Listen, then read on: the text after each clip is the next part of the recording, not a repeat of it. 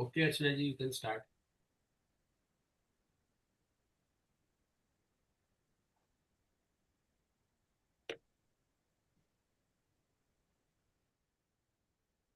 Archana ji, go ahead. नमस्कार, सभी का स्वागत है आज की और एक त्रिवेणी मीटिंग में। ज्योति लॉज, देवा लॉज और रोहित लॉज की त्रिवेणी का एक नया और एक चैप्टर और एक एपिसोड। हर्षवर्धन भाई से मैं निवेदन करूंगी कि यूनिवर्सल इन्वोकेशन से शुरू करें। Yes. Let us start the universal prayer. O hidden life, vibrant in every atom. O hidden light, vibrant in every atom. O hidden light, shining in every creature. O hidden light, shining in every creature. O hidden love, embracing all in oneness. O hidden love, embracing all in oneness. May each who feels himself as one with thee. May each who feels himself as one with thee know he is also one with every other. know he is also one with every other. Shanti, Shanti, Shanti. धन्यवाद हर्षवर्धन भाई। तो आज की त्रिवेणी की meeting the duty of the theosophist to religion, इसका हिंदी और मराठी में। प्रथम वक्ता हैं प्रदीप एमएस। उनको आमंत्रित करने से पहले उनका एक छोटा सा परिचय। प्रदीप भाई एक एमएस बायोटेक्नोलॉजी में मास्टर की डिग्री प्राप्त किए हैं। आप एक ऑर्गेनिक उत्पाद कंपनी के लिए बिजनेस मैनेजर के रूप में काम करते हैं और आप हाइड्रोपोनिक्स के लिए एक पेशेवर सलाहकार भी हैं। आप तीसरी पीढ़ी के थियोसॉफिस्ट हैं। आपका बचपन से ही स्वाभाविक रूप से थियोसॉफी से परिचय हो गया था। आप 2002 से एक सक्रिय सदस्य बन गए हैं और कर्नाटक के विभिन्न थियोसॉफिकल लॉज में आप व्याख्यान दे रहे हैं। और आपकी खूबी है कि आप बहुत जटिल से जटिल सब्जेक्ट को भी बहुत आसानी और सरलता से समझाते हैं। तो प्रदीप भाई, आपका स्वागत है। Welcome Pradeep for the duty of the theosophist to religion part 1 in English. Welcome. Thank you so much, Archana ji, for your introduction. Good to see you all back from Canada, charged with more spiritual light. And I'm happy that you all are back safe. So continuing with my obsession with Dr. Annie Besant's speeches, more than books, as I told last time, I'm so fond of reading Annie Besant's speeches, where she, as a great orator, just the flow of thought that comes out of her, which are being published. So today I'm going to start a series of lectures, 3 lectures actually, given by Dr. Besant in the year 1916 in Lucknow during the 41st annual convention of the Theosophical Society. So she gave 3 lectures in 1916. So why I'm mentioning the date? Because we will understand the context of her speech. So when we see how passionately she utters certain words, we need to understand why she's saying or using those words, because it was in 1916. We all know in 1916 the situation of the world. The entire world was at war. The First World War was going on, and 1916 is actually in the mid of the World War. And during those times, these 3 speeches were made. Madam Besant, in her first speech, the main title of the series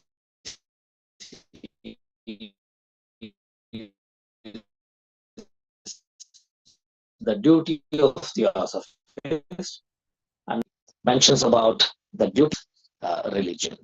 The developed revolution just before the Industrial Revolution.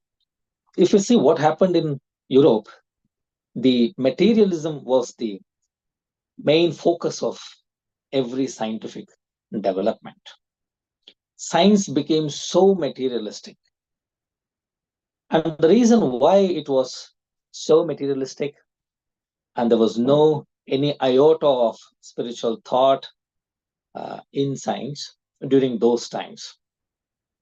Because if you look at those terrible times in Europe where religion had lost its life, spiritualism was almost totally was brought down to few religious acts and beliefs, and anyone who spoke a little bit truth or who even used some common sense and said something, and if it was against the spiritual text or the religious text or against the belief of the religious people, they were all persecuted. They were killed, they were tortured, and their voices were made silence. But truth cannot be forcefully silenced. And that again and again in the history of human evolution, it has been proved. So Madame Besant says, no power can trample out the truth by force, by persecution, even by death itself. No force can silence the truth. No force can remove the truth or can trample the truth, that can kill the truth by force or even by death, by the threat, by what all methods that these people used to silence those who spoke truth during those times in Europe. Because truth is immortal. From the ashes of one slain messenger of truth arise hundreds of others to re-echo the message that was brought. So they killed one, and then that gave rise to 10. They killed all the 10. Then there were hundreds of people who spoke that truth. So therefore, no force could stop the emergence of truth or the realization of truth during those times. But however, people carried these legacy of bitterness, that the way they were treated by the religious people. So that bitterness was carried. And eventually when knowledge grew, when industrial revolution happened, when scientific experiments and scientific developments happened, and when science was growing at a much faster pace, this bitterness was not forgotten by the great thinkers, by the educated people. So therefore, when these educated people, they entered into science and brought more and more inventions, because of that bitterness, because of that that harsh treatment that once were given to people who spoke truth, that was carried by these scientific men and women. So therefore, science was pitted against religion. Science became so materialistic that it rejected every concept of religion. And science was something treated as anti-religious. And every men and women who were involved with science, they all sought arguments to prove all that has been said in religion was false and was something which is not true. So therefore, that was a situation at that time in Europe and all developed countries where religion and science were at loggerheads, were at opposite poles. So science did not accept anything that was religious, and religion did not accept anything that was coming up, new inventions in science. So therefore, there was this conflict between religion and science. Such was the condition of the modern world when a small group of people, they gathered together in New York in the year 1875, and the Theosophical Society was founded. So one has to understand the background when the Theosophical Society was founded.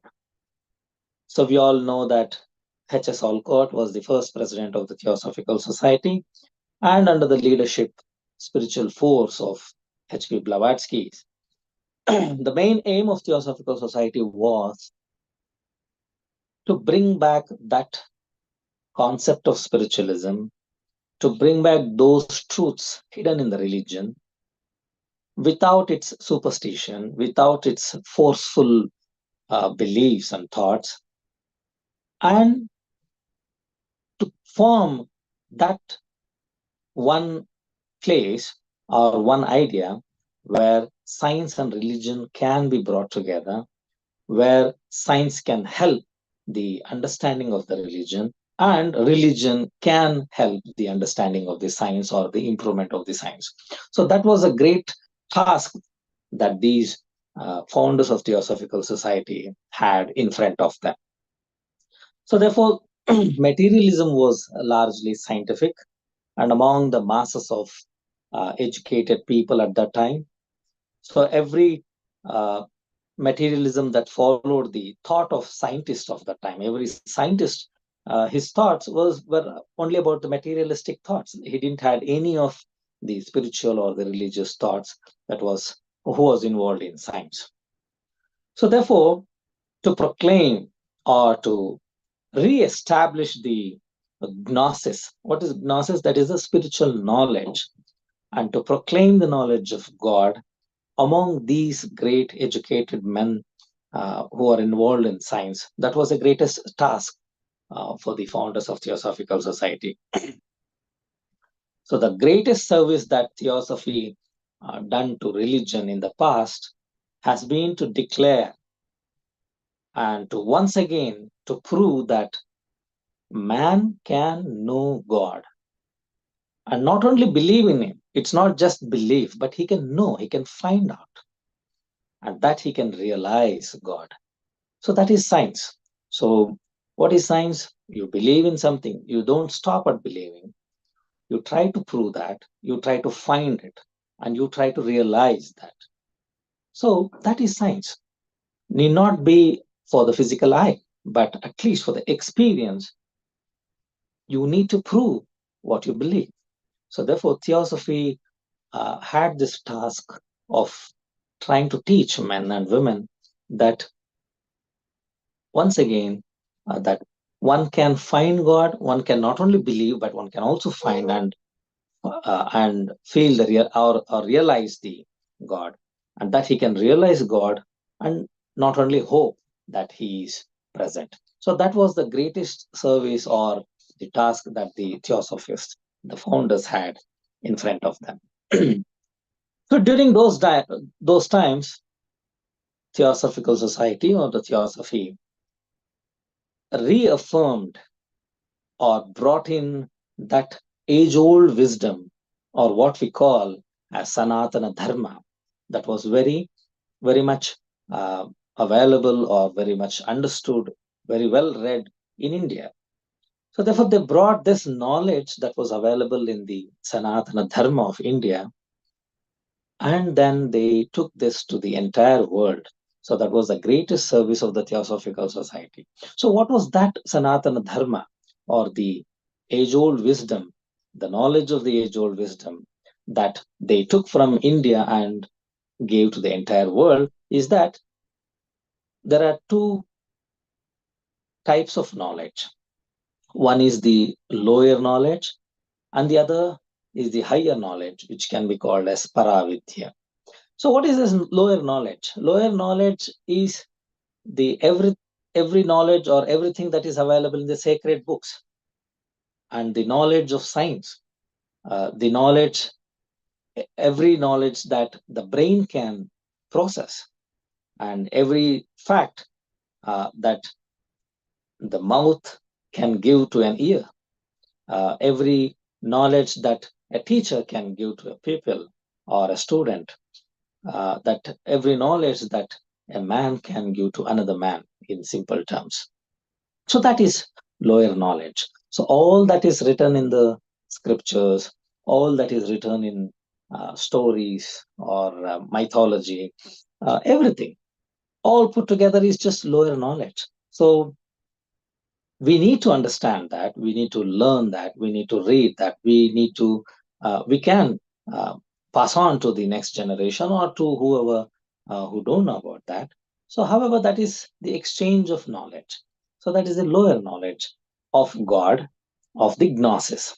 But however, there is something called higher knowledge or paravidya. What is this higher knowledge? This is something that nobody else can give you. So the knowledge of him, that is the knowledge of God, that nobody else can give to someone, or nobody else can write about it. Nobody else can pass on to the next person. It is something, the knowledge that none can give, and the knowledge that every one of you have hidden in your own hearts. So every one of us, we have that in our own heart, and it is for us to find that, to find the reality, and to find that God within us. And once we realize that God within us, that will illuminate the world which is outside us. So every man and woman who come to this world do possess that light within their hearts. And it is up to us to realize that light within us. And when that light is found, and that using that light, or that light shines upon us, then it is easy, or we realize that God or the divinity within ourselves. However, Madam Besant says this cannot be even called as knowledge, because once you term it as knowledge, higher knowledge, or paravidya or vidya for that matter, then there should be some object and the knower. When there is something called knowledge, then there is an object and the knower, the person who is knowing about that object. But this is not even knowledge, because there is neither an object nor the knower. So it is one. So it is just a realization. So therefore it is not knowledge, but it is the realization. And that is gnosis. That is the knowledge of God. And that is the royal secret of the East. She says that that is the royal secret of the East. She used the word East for everything that is Indian. So those who say that I know him, actually they don't know him. So you don't use the word I know him, because there is no knower and there is no object. But once you realize that he is not outside, but he is inside or within me, and to be entered within, that is the realization of identity, and that is paravidya. So that was a great proclamation that Theosophy made among these skeptical and materialistic world. So therefore,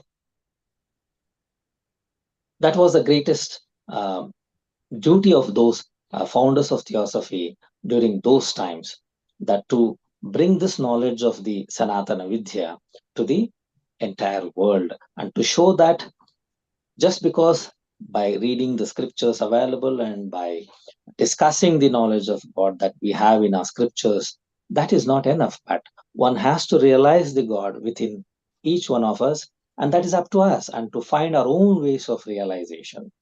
And then finally, what we see now in this modern world is we see that the science and religion are again coming together. We see that more and more, with more and more scientific discoveries, even the scientists have started believing that the concept of God, the concept of religion, in spite of all the superstitions and practices that the religion had, but pure teachings of religion, even the scientists have come back to the realization. So Madam Besant says a little knowledge inclines men to atheism. So a little knowledge makes men not to believe in God, but a larger knowledge bring them back to religion. So once you completely understand science, once you're deep into the science, once you reach the pinnacle of the science, you can't help but to believe that there is God and there is the creator and there is a spiritual energy or there is a divine power that lies above us. So therefore, today in this modern world, science has entered the broader line of that paravidya. So Madam Besant says, science, even though it has not reached to the complete realization of paravidya, complete to prove their real techniques or methods or of the paravidya, but it has come to the borderline, at least to the borderline of paravidya. 1 minute left, sir. So therefore, how did science accept, or how the people in the science do accept about this gnosis or the knowledge of God? Because what is science? Science is by observation, science is by continuous experiments, science is by taking the observations of every people at different places, performing or observing the same idea. So therefore, when identical observations are made, identical thoughts are being proclaimed by many people of great knowledge. So today we have science and religion coming together, and science is at the borderline of this concept of God. So that was the greatest service that our founders had done to the religion in the past. In the next part, we will discuss now what is our duty. We know that what our great founders have done for religion, and in the second part, we will see what is our duty towards religion, that the people of the Theosophists of today. Thank you, Pradeep Bhai, for the part 1. Now, मैं यमुनावती जी को निवेदन करूंगी कि वो part 1 Kannada में बोले, मगर उसके पहले उनका छोटा सा परिचय। यमुनावती जी, आप एक शिक्षिका हैं, आपने MA और B.Ed किया है, व्यवसाय से आप शिक्षिका का रोल निभा रही हैं, मगर 2011 से TS के आप सदस्य बन के बैंगलोर सिटी लॉज में TS लाइब्रेरी में आप काम कर रही थी।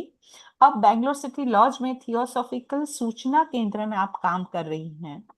विभिन्न बैठकों में आप कन्नड़ा में थियोसॉफिकल व्याख्यान देती रहती हैं और त्रिवेणी में भी आप लगातार कन्नड़ा में आती रहती है। तो यमुनावती जी, आपका स्वागत है। The duty of the theosophist religion part 1 in Kannada. Thank you so much ma'am. ಎಲ್ಲ ಸಹೋದರ ಸಹೋದರಿಯರಿಗೂ ನಮಸ್ಕಾರ. ಇಂದಿನ ವಿಷಯ ಥಿಯೋಸಫಿಸ್ಟರ ಧಾರ್ಮಿಕ ಕರ್ತವ್ಯಗಳು. ಈ ವಿಷಯವನ್ನ ತಗೊಂಡಿರೋದಕ್ಕೆ ನನಗೆ ತುಂಬಾ ಸಂತೋಷನೇ ಆಗ್ತಾ ಇದೆ. ಪ್ರದೀಪ್ ಅವ್ರಿಗೆ ನಾನು ಆಭಾರಿಯಾಗಿರ್ತೇನೆ.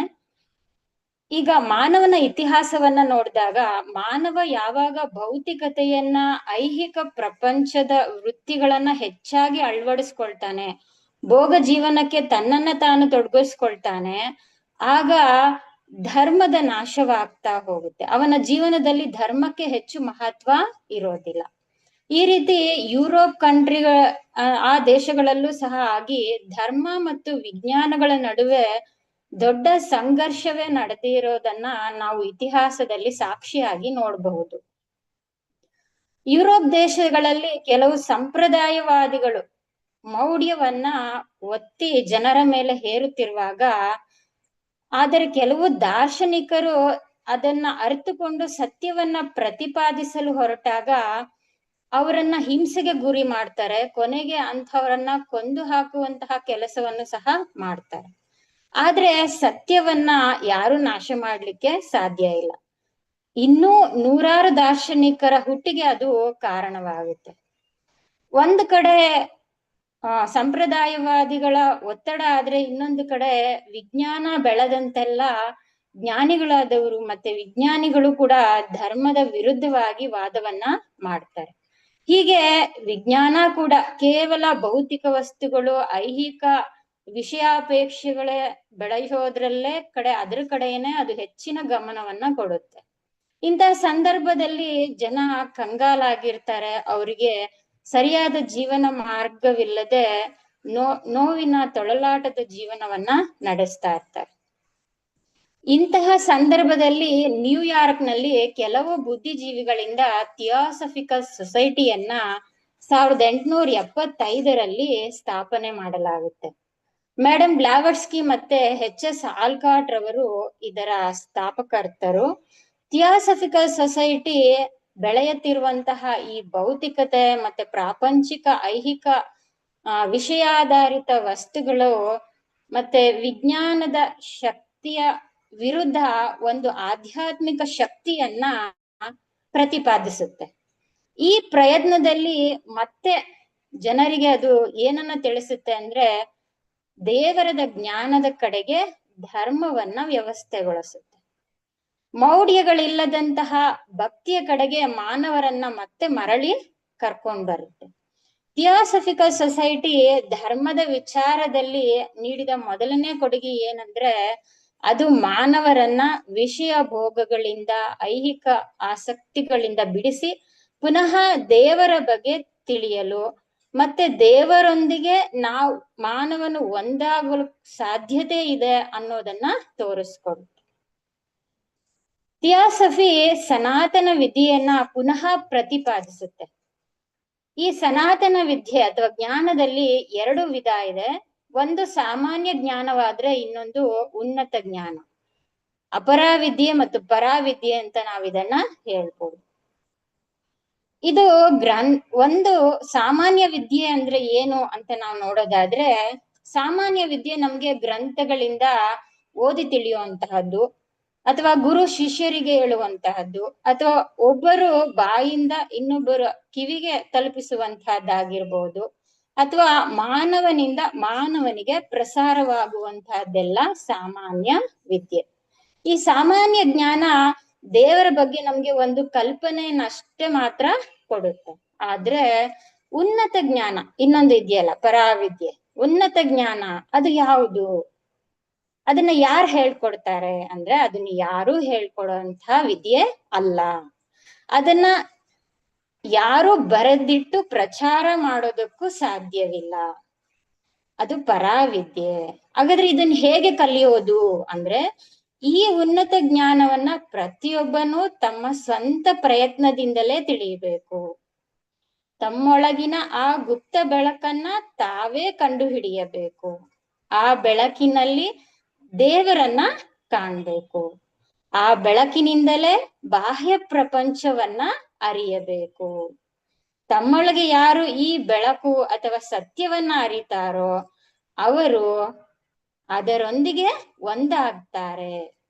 ಯಾರು ತಮ್ಮೊಳಗೆ ಇಂತಹ ಬೆಳಕು ಅಥವಾ ಸತ್ಯವನ್ನ ಅರಿತಾರೋ ಅವರು ಅದರೊಂದಿಗೆ ಒಂದಾಗುತ್ತಾರೆ. ಇಂತಹವರು ತಾವು ಬೇರೆ ದೇವರು ಬೇರೆ ಎಂಬ ಭಾವನೆಯಿಂದ ಹೊರಬಂದು ದೇವರೊಂದಿಗೆ ಸಂಪೂರ್ಣವಾಗಿ ಸಾಕ್ಷಾತ್ಕಾರಗೊಳ್ಳುವರು. ಇದೇ ಭಾರತ ದೇಶದ ಪ್ರಾಚೀನ ಮತ್ತು ಸನಾತನ ಧರ್ಮದ ಮುಖ್ಯವಾದ ಬೋಧನೆ.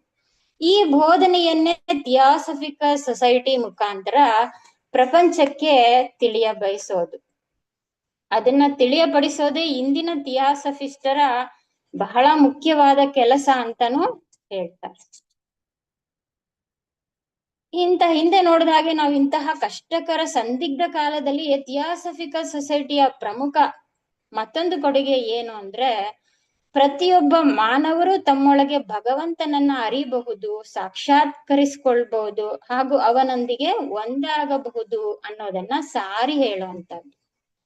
ಮಾನವರಿಗೆ ಆ ದಾರಿಯನ್ನ ಪುನಃ ತೋರಿಸಿಕೊಟ್ಟದ್ದು ಥಿಯಾಸಫಿಕಲ್ ಸೊಸೈಟಿಯ ಕೊಡುಗೆಗಳಲ್ಲಿ ಒಂದು ಅಂತ ಹೇಳ್ತಾರೆ. ಇದು ಆಧುನಿಕ ಪ್ರಪಂಚ. ಅಂದ್ರೆ ಈಗಿನ ಈ ಆಧುನಿಕ ಪ್ರಪಂಚದಲ್ಲಿ ನಾವು ಧರ್ಮ ಹಾಗೂ ವಿಜ್ಞಾನಗಳು ಇನ್ನಷ್ಟು ಹತ್ತಿರವಾಗ್ತಾ ಇರೋದನ್ನ ಕಾಣ್ತಾ ಇದ್ದೀವಿ. ವಿಜ್ಞಾನದ ಸಾಧನೆಗಳು, ಜ್ಞಾನ ಇನ್ನಷ್ಟು ಆಳವಾಗಿ ಪ್ರಪಂಚ ಮತ್ತೆ ಈ ಸೃಷ್ಟಿಯನ್ನ ಅಧ್ಯಯನ ಮಾಡ್ತಾ ಇರೋದನ್ನ ನೋಡ್ತಾ ಇದ್ದೀವಿ. ದೇವರು ಮತ್ತೆ ಉನ್ನತ ಶಕ್ತಿಯನ್ನ, ಅದರ ಇರುವಿಕೆಯನ್ನ ಇನ್ನಷ್ಟು ನಂಬುವಂತೆ ಮಾಡಿರೋದನ್ನು ಸಹ ನಾವು ನೋಡ್ತಾ ಇದ್ದೇವೆ. ಇದು ಇಂದಿನ ವಿಜ್ಞಾನಗಳಲ್ಲಿ ಕಂಡುಕೊಳ್ತಾ ಇರುವಂತಹ ವಿಷಯ. ಅಂದ್ರೆ ವಿಜ್ಞಾನ ಧರ್ಮಕ್ಕೆ ಹತ್ತಿರವಾಗ್ತಾ ಬರ್ತಾ ಇದೆ. ಧರ್ಮ ಅಂದ್ರೆ ಹೆಚ್ಚಾಗಿ ಅದು ಪರಾವಿದ್ಯೆಯ ಅಂಚಿನಲ್ಲಿ ಬಂದು ನಿಂತಿದೆ ಅಂತ ಹೇಳ್ತಾರೆ. ಅದನ್ನ ನಾವು ಇವತ್ತಿನ ದಿನ ಕಾಣಬಹುದು. ವಿಜ್ಞಾನವು ತನ್ನ ಅತಿರೇಕಗಳ ಒಂದು ಭೌತಿಕ ಆವಿಷ್ಕಾರಗಳನ್ನ ಬಿಟ್ಟು ಅದು ಸಹ ಈ ಪರಾವಿದ್ಯೆಯನ್ನ, ಭಗವಂತನ ಸಾಕ್ಷಾತ್ಕಾರ, ಇಂತಹ ಒಂದು ಪ್ರಕೃತಿಯ ವಿಸ್ಮಯಗಳನ್ನ ಅದು ಒಪ್ಕೊಳ್ಳುವಂತಹ ಒಂದು ಹಂತಕ್ಕೆ ಬಂದಿದೆ.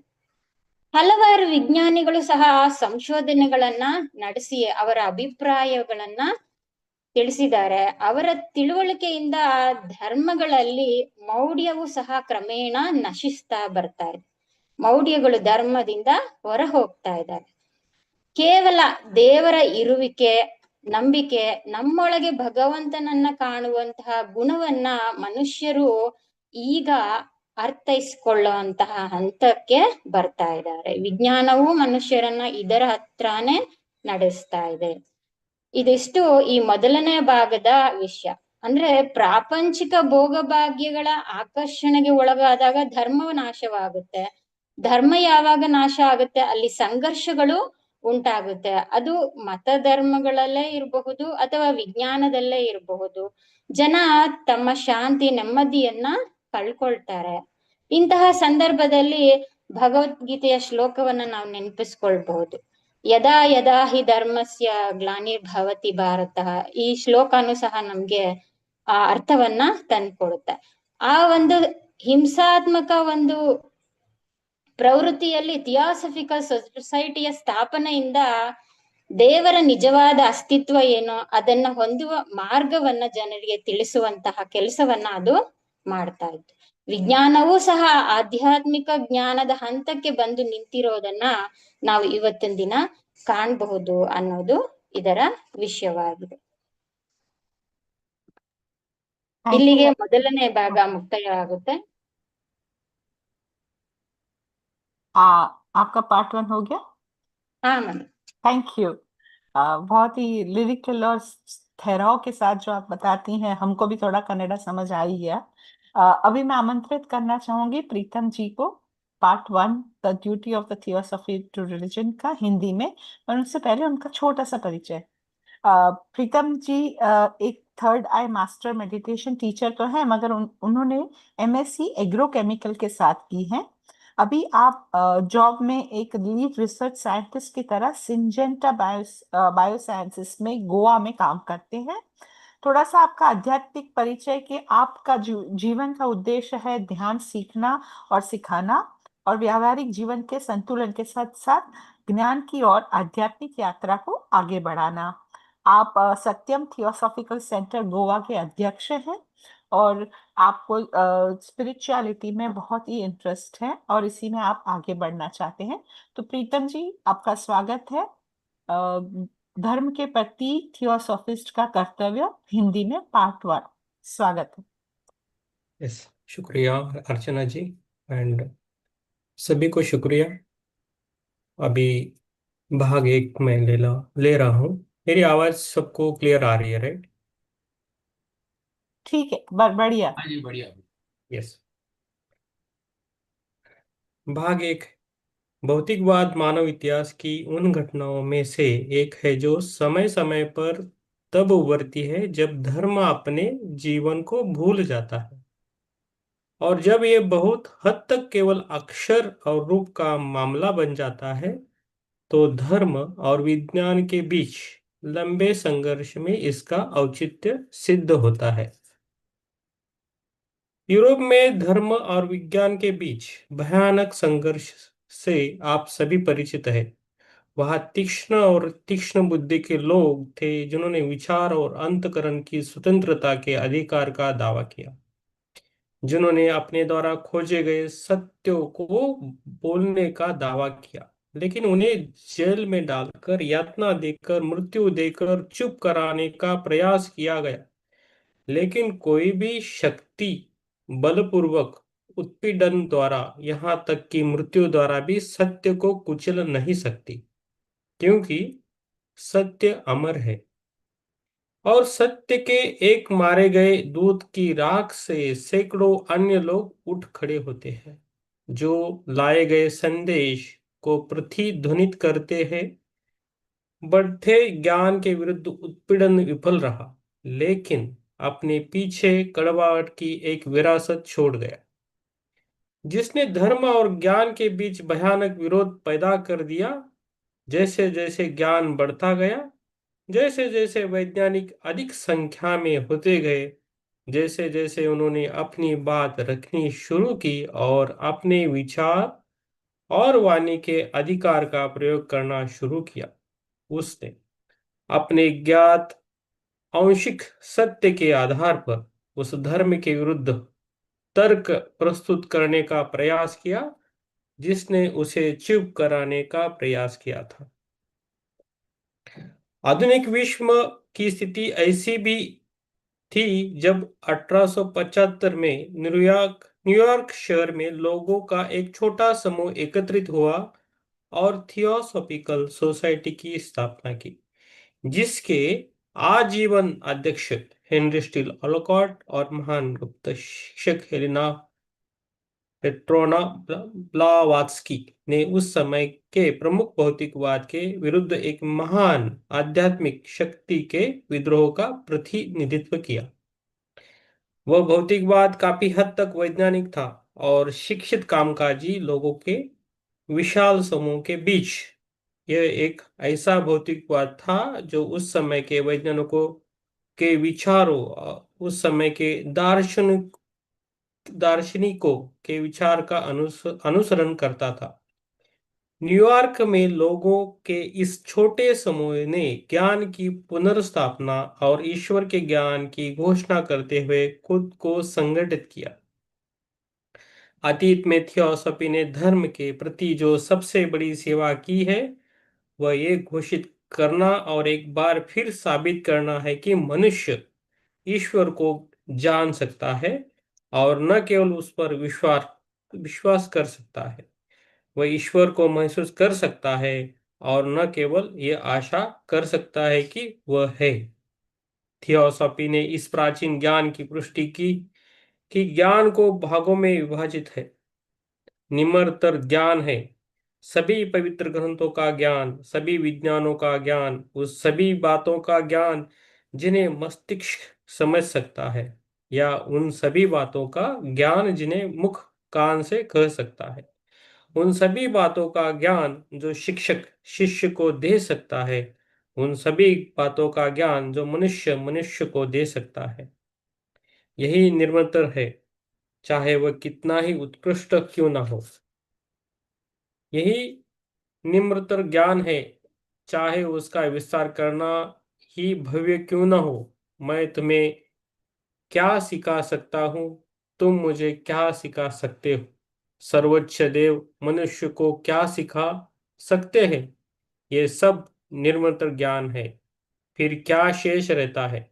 उच्चतर क्या है? वो परा विद्या क्या है जो अन्य सभी से पृथक है? यही उसका ज्ञान है जिसके द्वारा अन्य सभी जाना जाता है। वह ज्ञान जो कोई प्रदान नहीं कर सकता, वह ज्ञान जो कोई दे नहीं सकता, बल्कि वह ज्ञान जो तुम में से प्रत्येक ने अपने हृदय से छिपा रखा है। यही वह स्थान है जहाँ सत्य मिलेगा और भीतर का ईश्वरी बाहर जगत को प्रकाशित करेगा। यहाँ किसी गुरु की आवश्यकता नहीं, किसी मार्गदर्शक की आवश्यकता नहीं। संसार में आने वाले प्रत्येक व्यक्ति के भीतर प्रकाश चमकता है और वो प्रकाश आप में से प्रत्येक के हृदय में चमकता है। ऐसा कोई नहीं है जो इसके बिना जन्मा हो। यहाँ ऐसा कोई नहीं है जो इसे न पा सके। बाहर के प्रकाश की तलाश मत करो, बल्कि अपने भीतर के प्रकाश की तलाश करो। और जब वो प्रकाश मिल जाता है जो तुम्हारे स्वभाव का सार है, तब तुम्हें वह ज्ञान प्राप्त होता है जिसके द्वारा शेष सब कुछ जाना जाता है। किंतु इसे ज्ञान कहना भी मानवीय विचार की दुर्बलता का समायोजन है, क्योंकि ज्ञान का तात्पर्य ज्ञाता और ज्ञेय वस्तु से है, और ज्ञान ज्ञाता और वस्तु के बीच की कड़ी है। किंतु यहाँ कोई ज्ञाता नहीं है, कोई वस्तु नहीं है। साधक ईश्वर को प्राप्त करता है, वह उसे जानता नहीं। ये साक्षात्कार है, ज्ञान नहीं, और यही वास्तविक ज्ञान है, पूर्व का राजसी रहस्य। और इसलिए लिखा है कि जो कहते हैं मैं उसे जानता हूं, वे उसे नहीं जानते। उसे जाना नहीं है, बल्कि अनुभव किया जाना है। उसे बाहर से नहीं, बल्कि भीतर प्रवेश करना है।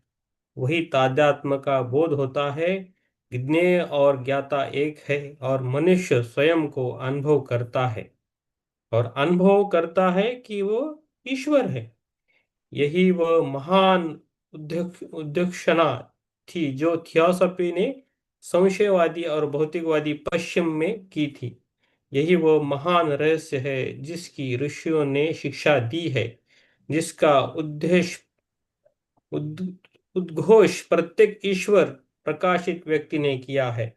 और थियोसॉफी इस प्राचीन सत्य का पुनः उद्घोष करने और मनुष्य को एक बार फिर ये बताने आए कि सभी लोग अपने भीतर आत्मा का साक्षात्कार करके परम तत्व को पा सकते हैं। यही थियोसॉफी का महान संदेश है। अब जब हम आधुनिक विश्व पर दृष्टि डालते हैं, तो हम क्या देखते हैं? हम देखते हैं कि विज्ञान और धर्म पुनः हाथ मिला रहा है। हम देखते हैं कि भौतिकवाद की प्रतिष्ठा समाप्त हो गई है, और विज्ञान के अग्रणी लोग अब अज्ञेयवाद की संज्ञा का प्रयोग नहीं करते। हम पाते हैं कि हृदय की अंतर्ज्ञान इतनी प्रबलता से व्यक्त हुई है कि मस्तिष्क के ज्ञान को उसके आगे झुकना पड़ा है।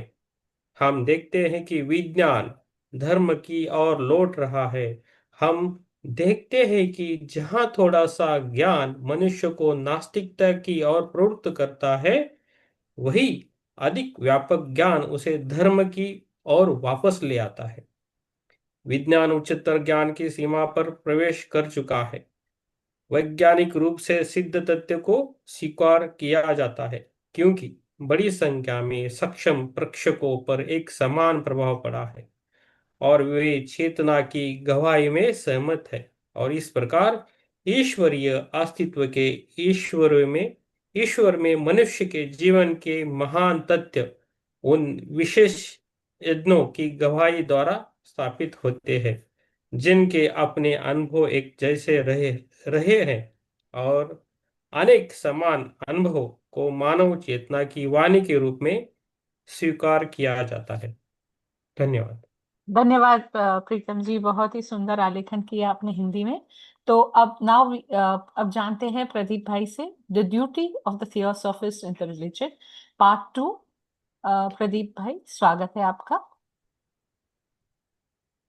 Kindly unmute please. In part 1, we understood how our founders of Theosophy, Theosophical Society, and what were their contribution to the religion. They brought this concept of self-realization of divinity within, or the self-realization of God within, as a concept against the materialistic world, against the materialistic science that was during those times. And in the end, we also saw that how even the science has come almost very close to the borders of these paravidya, or the self-realization of divinity within every human. Now, what is our duties? The Theosophists are today. Madam BESANT has given 3 main duties for the Theosophists of today in this second part. But we need to understand where science stands today, and what the world, where the world stands today. Today we see, even though a great amount of scientists have accepted the concepts of God and divinity and spiritualism and paravidya, or the self-realization of divinity within, but at the same time, we have also seen that men and women in science have taken this knowledge of the great knowledge of science to various destructive methods. We see that science is being used for creating more and more weapons and instruments and chemicals and whatnot to destroy the earth, to destroy this nature, to kill more and more men. So we still see that concept of materialism in science. So it is not that science has become divine or spiritual, but still there is a great amount of effort that we need to remove the materialistic ideas of the science, or men and women being using this science for their selfish motives. So we are at a transition time. So we are at that junction of transition of a dying old civilization and coming of a new civilization. So like if we see the history, like during every the destruction of every old civilization and the coming of a new one, this pattern was same, that the knowledge obtained during the development of every civilization was being used for selfish motives, was being used for destructive purposes. And once the knowledge of every particular civilization turns towards evil, and then that leads to the destruction or the complete elimination of that civilization, and a new civilization takes birth. So whenever there is a new civilization or a new race or whatever name we call it, is about to come, then there is one messenger from that brotherhood of rishis. We can give any name for that, for those people who come to teach men, who come to reconstruct, who come to teach men again to love each other, to give a message, to live in peace and harmony once again. So therefore, we have seen this in history happening again and again. So the duty of every theosophist at this junction of the old civilization being destroyed and a new civilization is coming, and at this junction, what is the duty of every theosophist? Madame Besant says it is to pass on this message, to pass on this belief of the coming of a great world teacher, that a world teacher will come, will teach us again to love each other, will teach us again to live in peace and harmony, will give us a new method of life, will give us a new method of realizing that divinity within. So that is the duty of every theosophist, to pass on this message, to tell this message with all might, force, and energy that we have. These are the words that Madame Besant uses. And she says that it's not only to spread this message, but it is the duty of every theosophist to prepare himself and to prepare as many as people around him, to prepare as much as nature or environment or a group of people around him as much as he can or she can, to prepare ourselves for the coming of that great world teacher. And we can see that those concepts being developed slowly in every religion of today's modern world. Even we see that in Christianity, there is this concept of Christ coming back. And we see that in Islam, that there is one messenger will come again to help them to re-understand their faith. And we see that in Buddhism, that especially in Burma, that they're waiting for a new bodhisattva who will become the Buddha again. And of course, in Hinduism, we have that well-written scriptures where we strongly believe that whenever there is evil, whenever there is the epitome of evilness in the world, definitely there will be one messenger, or the God himself will come down to establish the good, to establish the divinity. So there is no doubt among Hindus of that coming of the great world teacher. So therefore, when every religion has this concept, it is the duty of Theosophists to spread this message of the coming of the world teacher to all these people involved in the materialistic usage or materialistic ideas of the science, and then using science for selfish motives and for destructive purposes.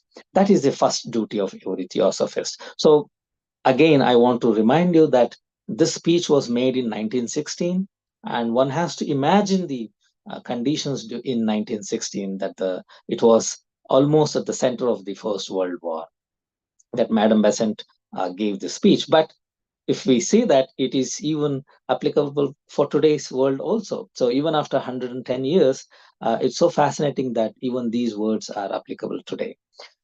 And the next duty, that a special work of every Theosophist that she mentions, is beyond spreading of this message of coming of the world teacher, we need to proclaim with all our energy the unity of religion.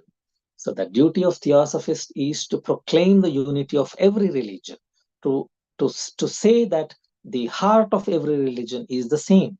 The core teachings of every religion is the same.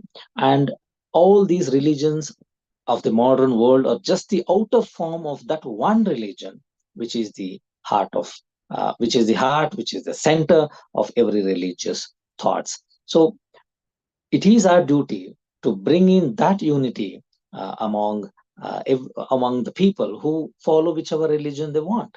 So it is the Theosophists who need the duty of Theosophists of today to bring in everyone on one platform, not to give away their religion, but while following the religion, while accepting the religion, while understanding the religion, but to arrive at one point where one can understand every religion and see that common fact or the common things and facts in that is prevailing in every religion.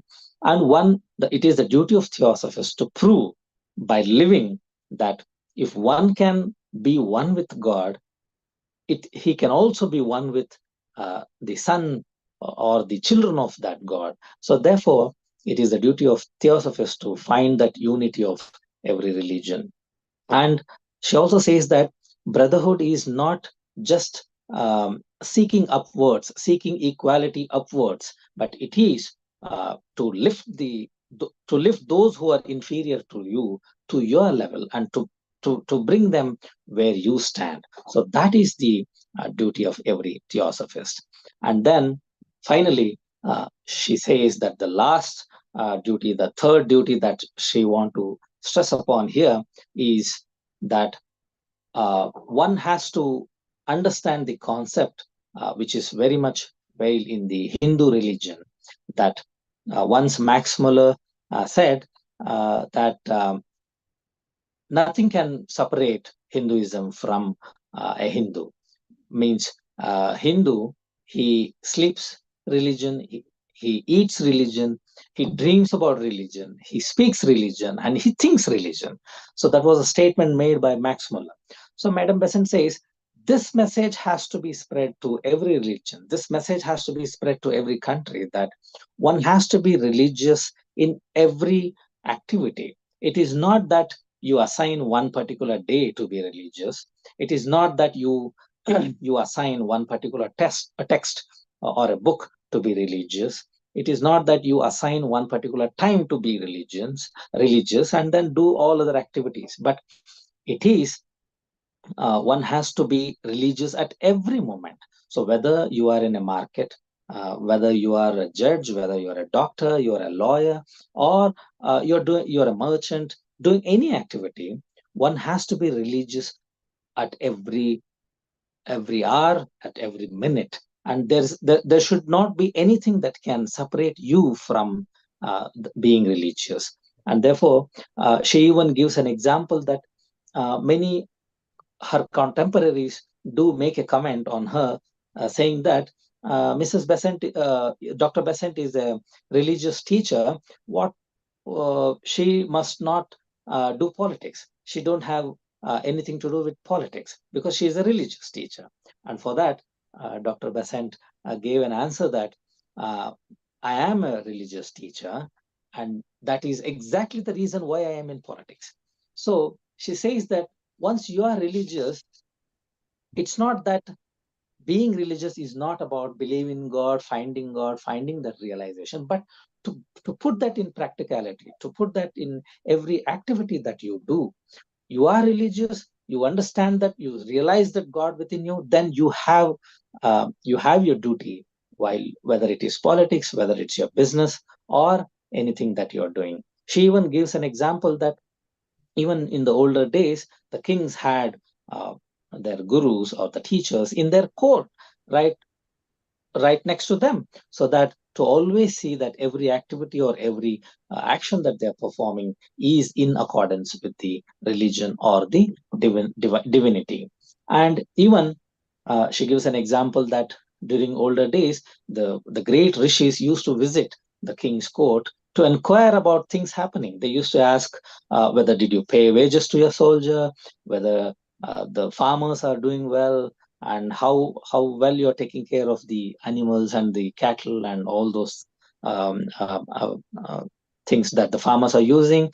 So therefore, it was never that religion or the religious belief were something away from the day-to-day business. So she says that the main duty, the third duty of every theosophist today is to be religious at every moment and at every activity that you're performing. It's not like you should not be divided into fragments. We are not supposed to be divided into fragments that one part of me is for religious functions or events, and one part of me is for social activity, one part of me is for family and friends. So it is not, we are not supposed to divide ourselves into various fragments, but we need to perform as a whole individual. We need to be a complete individual. We need to be religious at social events, at home, at religious activities, at business, at our any thing that we are doing for day-to-day life. So therefore, one has to be thoroughly religious. So when religion permeates every activity, when religion permeates every thought, and when religion permeates every word, only then will the theosophist do his duty to religion. And the duty of theosophist is the duty of every religious man. These are the words of Dr. BESANT. Thank you so much.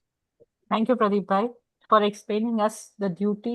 बहुत ही सुंदर तरीके से आपने समझाया कि हमारा फर्ज क्या बनता है एज अ थियोसॉफिस्ट.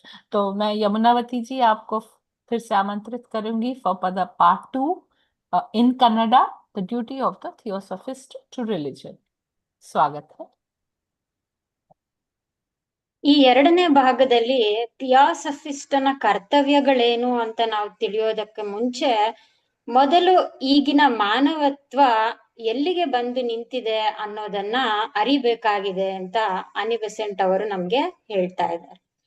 ವಿಜ್ಞಾನದಲ್ಲಿ ನವೀನ ಆವಿಷ್ಕಾರಗಳನ್ನ ನಾವು ನೋಡ್ತಾ ಇದ್ದೇವೆ. ಅವು ಎಂತಹವು ಅಂದ್ರೆ ಒಂದು ಕಡೆ ನಮ್ಮನ್ನ ಉನ್ನತ ಜ್ಞಾನದ ಕಡೆ ಕರ್ಕೊಂಡು ಹೋದ್ರೆ, ಮತ್ತೊಂದು ಕಡೆ ಅವುಗಳಿಂದ ಹೆಚ್ಚು ಹಾನಿ ಸಂಭವಿಸ್ತಾ ಇದೆ. ಉದಾಹರಣೆಗೆ, ವಿಜ್ಞಾನದ ಸಹಾಯದಿಂದ ಮನುಷ್ಯನನ್ನ ಕೊಲ್ಲುವಂತಹ ಎಲ್ಲ ಸಾಧನಗಳನ್ನ ತಯಾರಿಸಿ ಯುದ್ಧದಲ್ಲಿ ತೊಡಗಿರೋದನ್ನ ನೋಡಬಹುದು. ಹೊಸ ವಿನಾಶಕಾರಿ ಪರಿಕರಗಳನ್ನ, ರಾಸಾಯನಿಕಗಳನ್ನ ವಿಜ್ಞಾನದ ಸಹಾಯದಿಂದ ಪಡೆದು ತನ್ನ ಶಕ್ತಿಯನ್ನ ತೋರಿಸ್ಕೊಳ್ಳೋಕೆ ಪ್ರಕೃತಿ ಮತ್ತು ಮಾನವರ ಮೇಲೆ ಹೆಚ್ಚು ಹೆಚ್ಚು ಸಾವು ನೋವುಗಳನ್ನ ಸಂಭವಿಸುವಂತೆ ಮಾಡ್ತಾ ಇರೋದು. ಮಾನವ ಇನ್ನೂ ಸಂಶೋಧನೆಗಳನ್ನ ಮಾಡಿ ಹೊಸ ಸ್ಫೋಟಕಗಳನ್ನ ತಯಾರಿಸ್ತಾ ಇರೋದನ್ನ ನೋಡ್ತಾ ಇದ್ದೇವೆ. ಕೆಲವೊಮ್ಮೆ ವಿಜ್ಞಾನ ಇಷ್ಟು ಮುಂದುವರಿಬಾರ್ದಿತ್ತೇನೋ ಅಂತ ನಮ್ಗೆ ಅನ್ಸುತ್ತೆ. ಯಾಕಂದ್ರೆ ಮನುಷ್ಯ ಇನ್ನೂ ತನ್ನ ಸಾಮಾಜಿಕ ಪ್ರಜ್ಞೆಯನ್ನ ಬೆಳೆಸ್ಕೊಂಡಿಲ್ಲ. ಅದನ್ನ ಬೆಳೆಸ್ಕೊಳ್ಳೋವರೆಗೂ ತನ್ನ ಮೆದುಳನ್ನ ತನ್ನ ಸೇವಕನಂತೆ ಬಳಸುವುದನ್ನ ಕಲಿತಾಗ ಮತ್ತು ಇತರರನ್ನ ಪ್ರೀತಿಸುವುದನ್ನ ಕಲಿತ ನಂತರ ವಿಜ್ಞಾನ ಈ ಮಟ್ಟದ ಪ್ರಗತಿಯನ್ನ ಸಾಧಿಸಿದ್ರೆ ಚೆನ್ನಾಗಿರ್ತಿತ್ತು ಅಂತ ಅನಿಸುತ್ತೆ ಅನ್ನೋ ಒಂದು ಅನಿಸಿಕೆ ಇಲ್ಲಿ ವ್ಯಕ್ತಪಡಿಸಿದ್ದಾರೆ. ಹಾಗೆ ನಾಗರಿಕತೆ ಒಂದು ಕಡೆ ಮರೆಯಾಗಿ ಹೊಸ ನಾಗರಿಕತೆ ಸೃಷ್ಟಿ ಆಗ್ತಾ ಇರುವಂತಹ ಒಂದು ಸಂಧಿ ಕಾಲದಲ್ಲಿ ನಾವೆಲ್ಲ ಇದ್ದೇವೆ. ಹಳೆ ನಾಗರಿಕತೆ ಜ್ಞಾನ ಹೇಗೆ ದುಷ್ಟ ಶಕ್ತಿಯ ಕಡೆಗೆ ಸಾಗಿ ಹೋಗಿ ಈ ಹಿಂದೆ ನಶಿಸಿ ಹೋಯ್ತೋ, ಅಂದ್ರೆ ಅಟ್ಲಾಂಟಿಯನ್ ರೀಜನ್ ಬಗ್ಗೆ ಅವರು ಹೇಳ್ತಿರ್ಬಹುದು ನಮ್ಗೆ. ಅದೇ ರೀತಿಯಲ್ಲಿ ಮತ್ತೆ ಈ ಜ್ಞಾನ ತಪ್ಪು ದಾರಿ ಹಿಡಿತಾ ಇದೆ, ನಾಗರಿಕತೆಯ ವಿನಾಶಕ್ಕೆ ದಾರಿ ಆಗ್ತಾ ಇದೆ ಅನ್ನೋದನ್ನ ತಿಳಿಸ್ತಾ ಇದ್ದಾರೆ. ಇಂತಹ ಪರಿಸ್ಥಿತಿಯಲ್ಲಿ ನಾವೇನ್ ಮಾಡ್ಬೇಕು ಅಂದ್ರೆ ಒಬ್ಬ ಥಿಯಾಸಫಿಸ್ಟನ ಕರ್ತವ್ಯಗಳೇನು ಅಂತ ಅವರು ನಮ್ಗೆ ತಿಳಿಸ್ಕೊಡ್ತಾ ಇದ್ದಾರೆ. ಈ ಹಿಂದೆ ನಡೆದಂತೆ ಮತ್ತೆ ಹೊಸ ನಾಗರಿಕತೆಗೆ ಹೊಸ ಬೋಧಕನನ್ನ ನೀಡಲು ಮತ್ತೆ ಆ ಋಷಿ ಮಂಡಲದಿಂದ ಒಬ್ಬರ ಆಗಮನ ಈ ಭೂಮಿಗೆ ಆಗಬೇಕಾಗಿದೆ. ಮತ್ತೆ ಮಾನವರಲ್ಲಿ ಸರಿಯಾದ ಜ್ಞಾನ ವೃದ್ಧಿಗೆ, ಶಾಂತಿಯ ಸ್ಥಾಪನೆಗೆ, ಮಾನವತ್ವದ ಪುನರ್ ಪ್ರತಿಷ್ಠಾಪನೆಗೆ ಒಬ್ಬ ದೇವರ ದೂತನ ಆಗಮನವಾಗಬೇಕಾಗಿದೆ.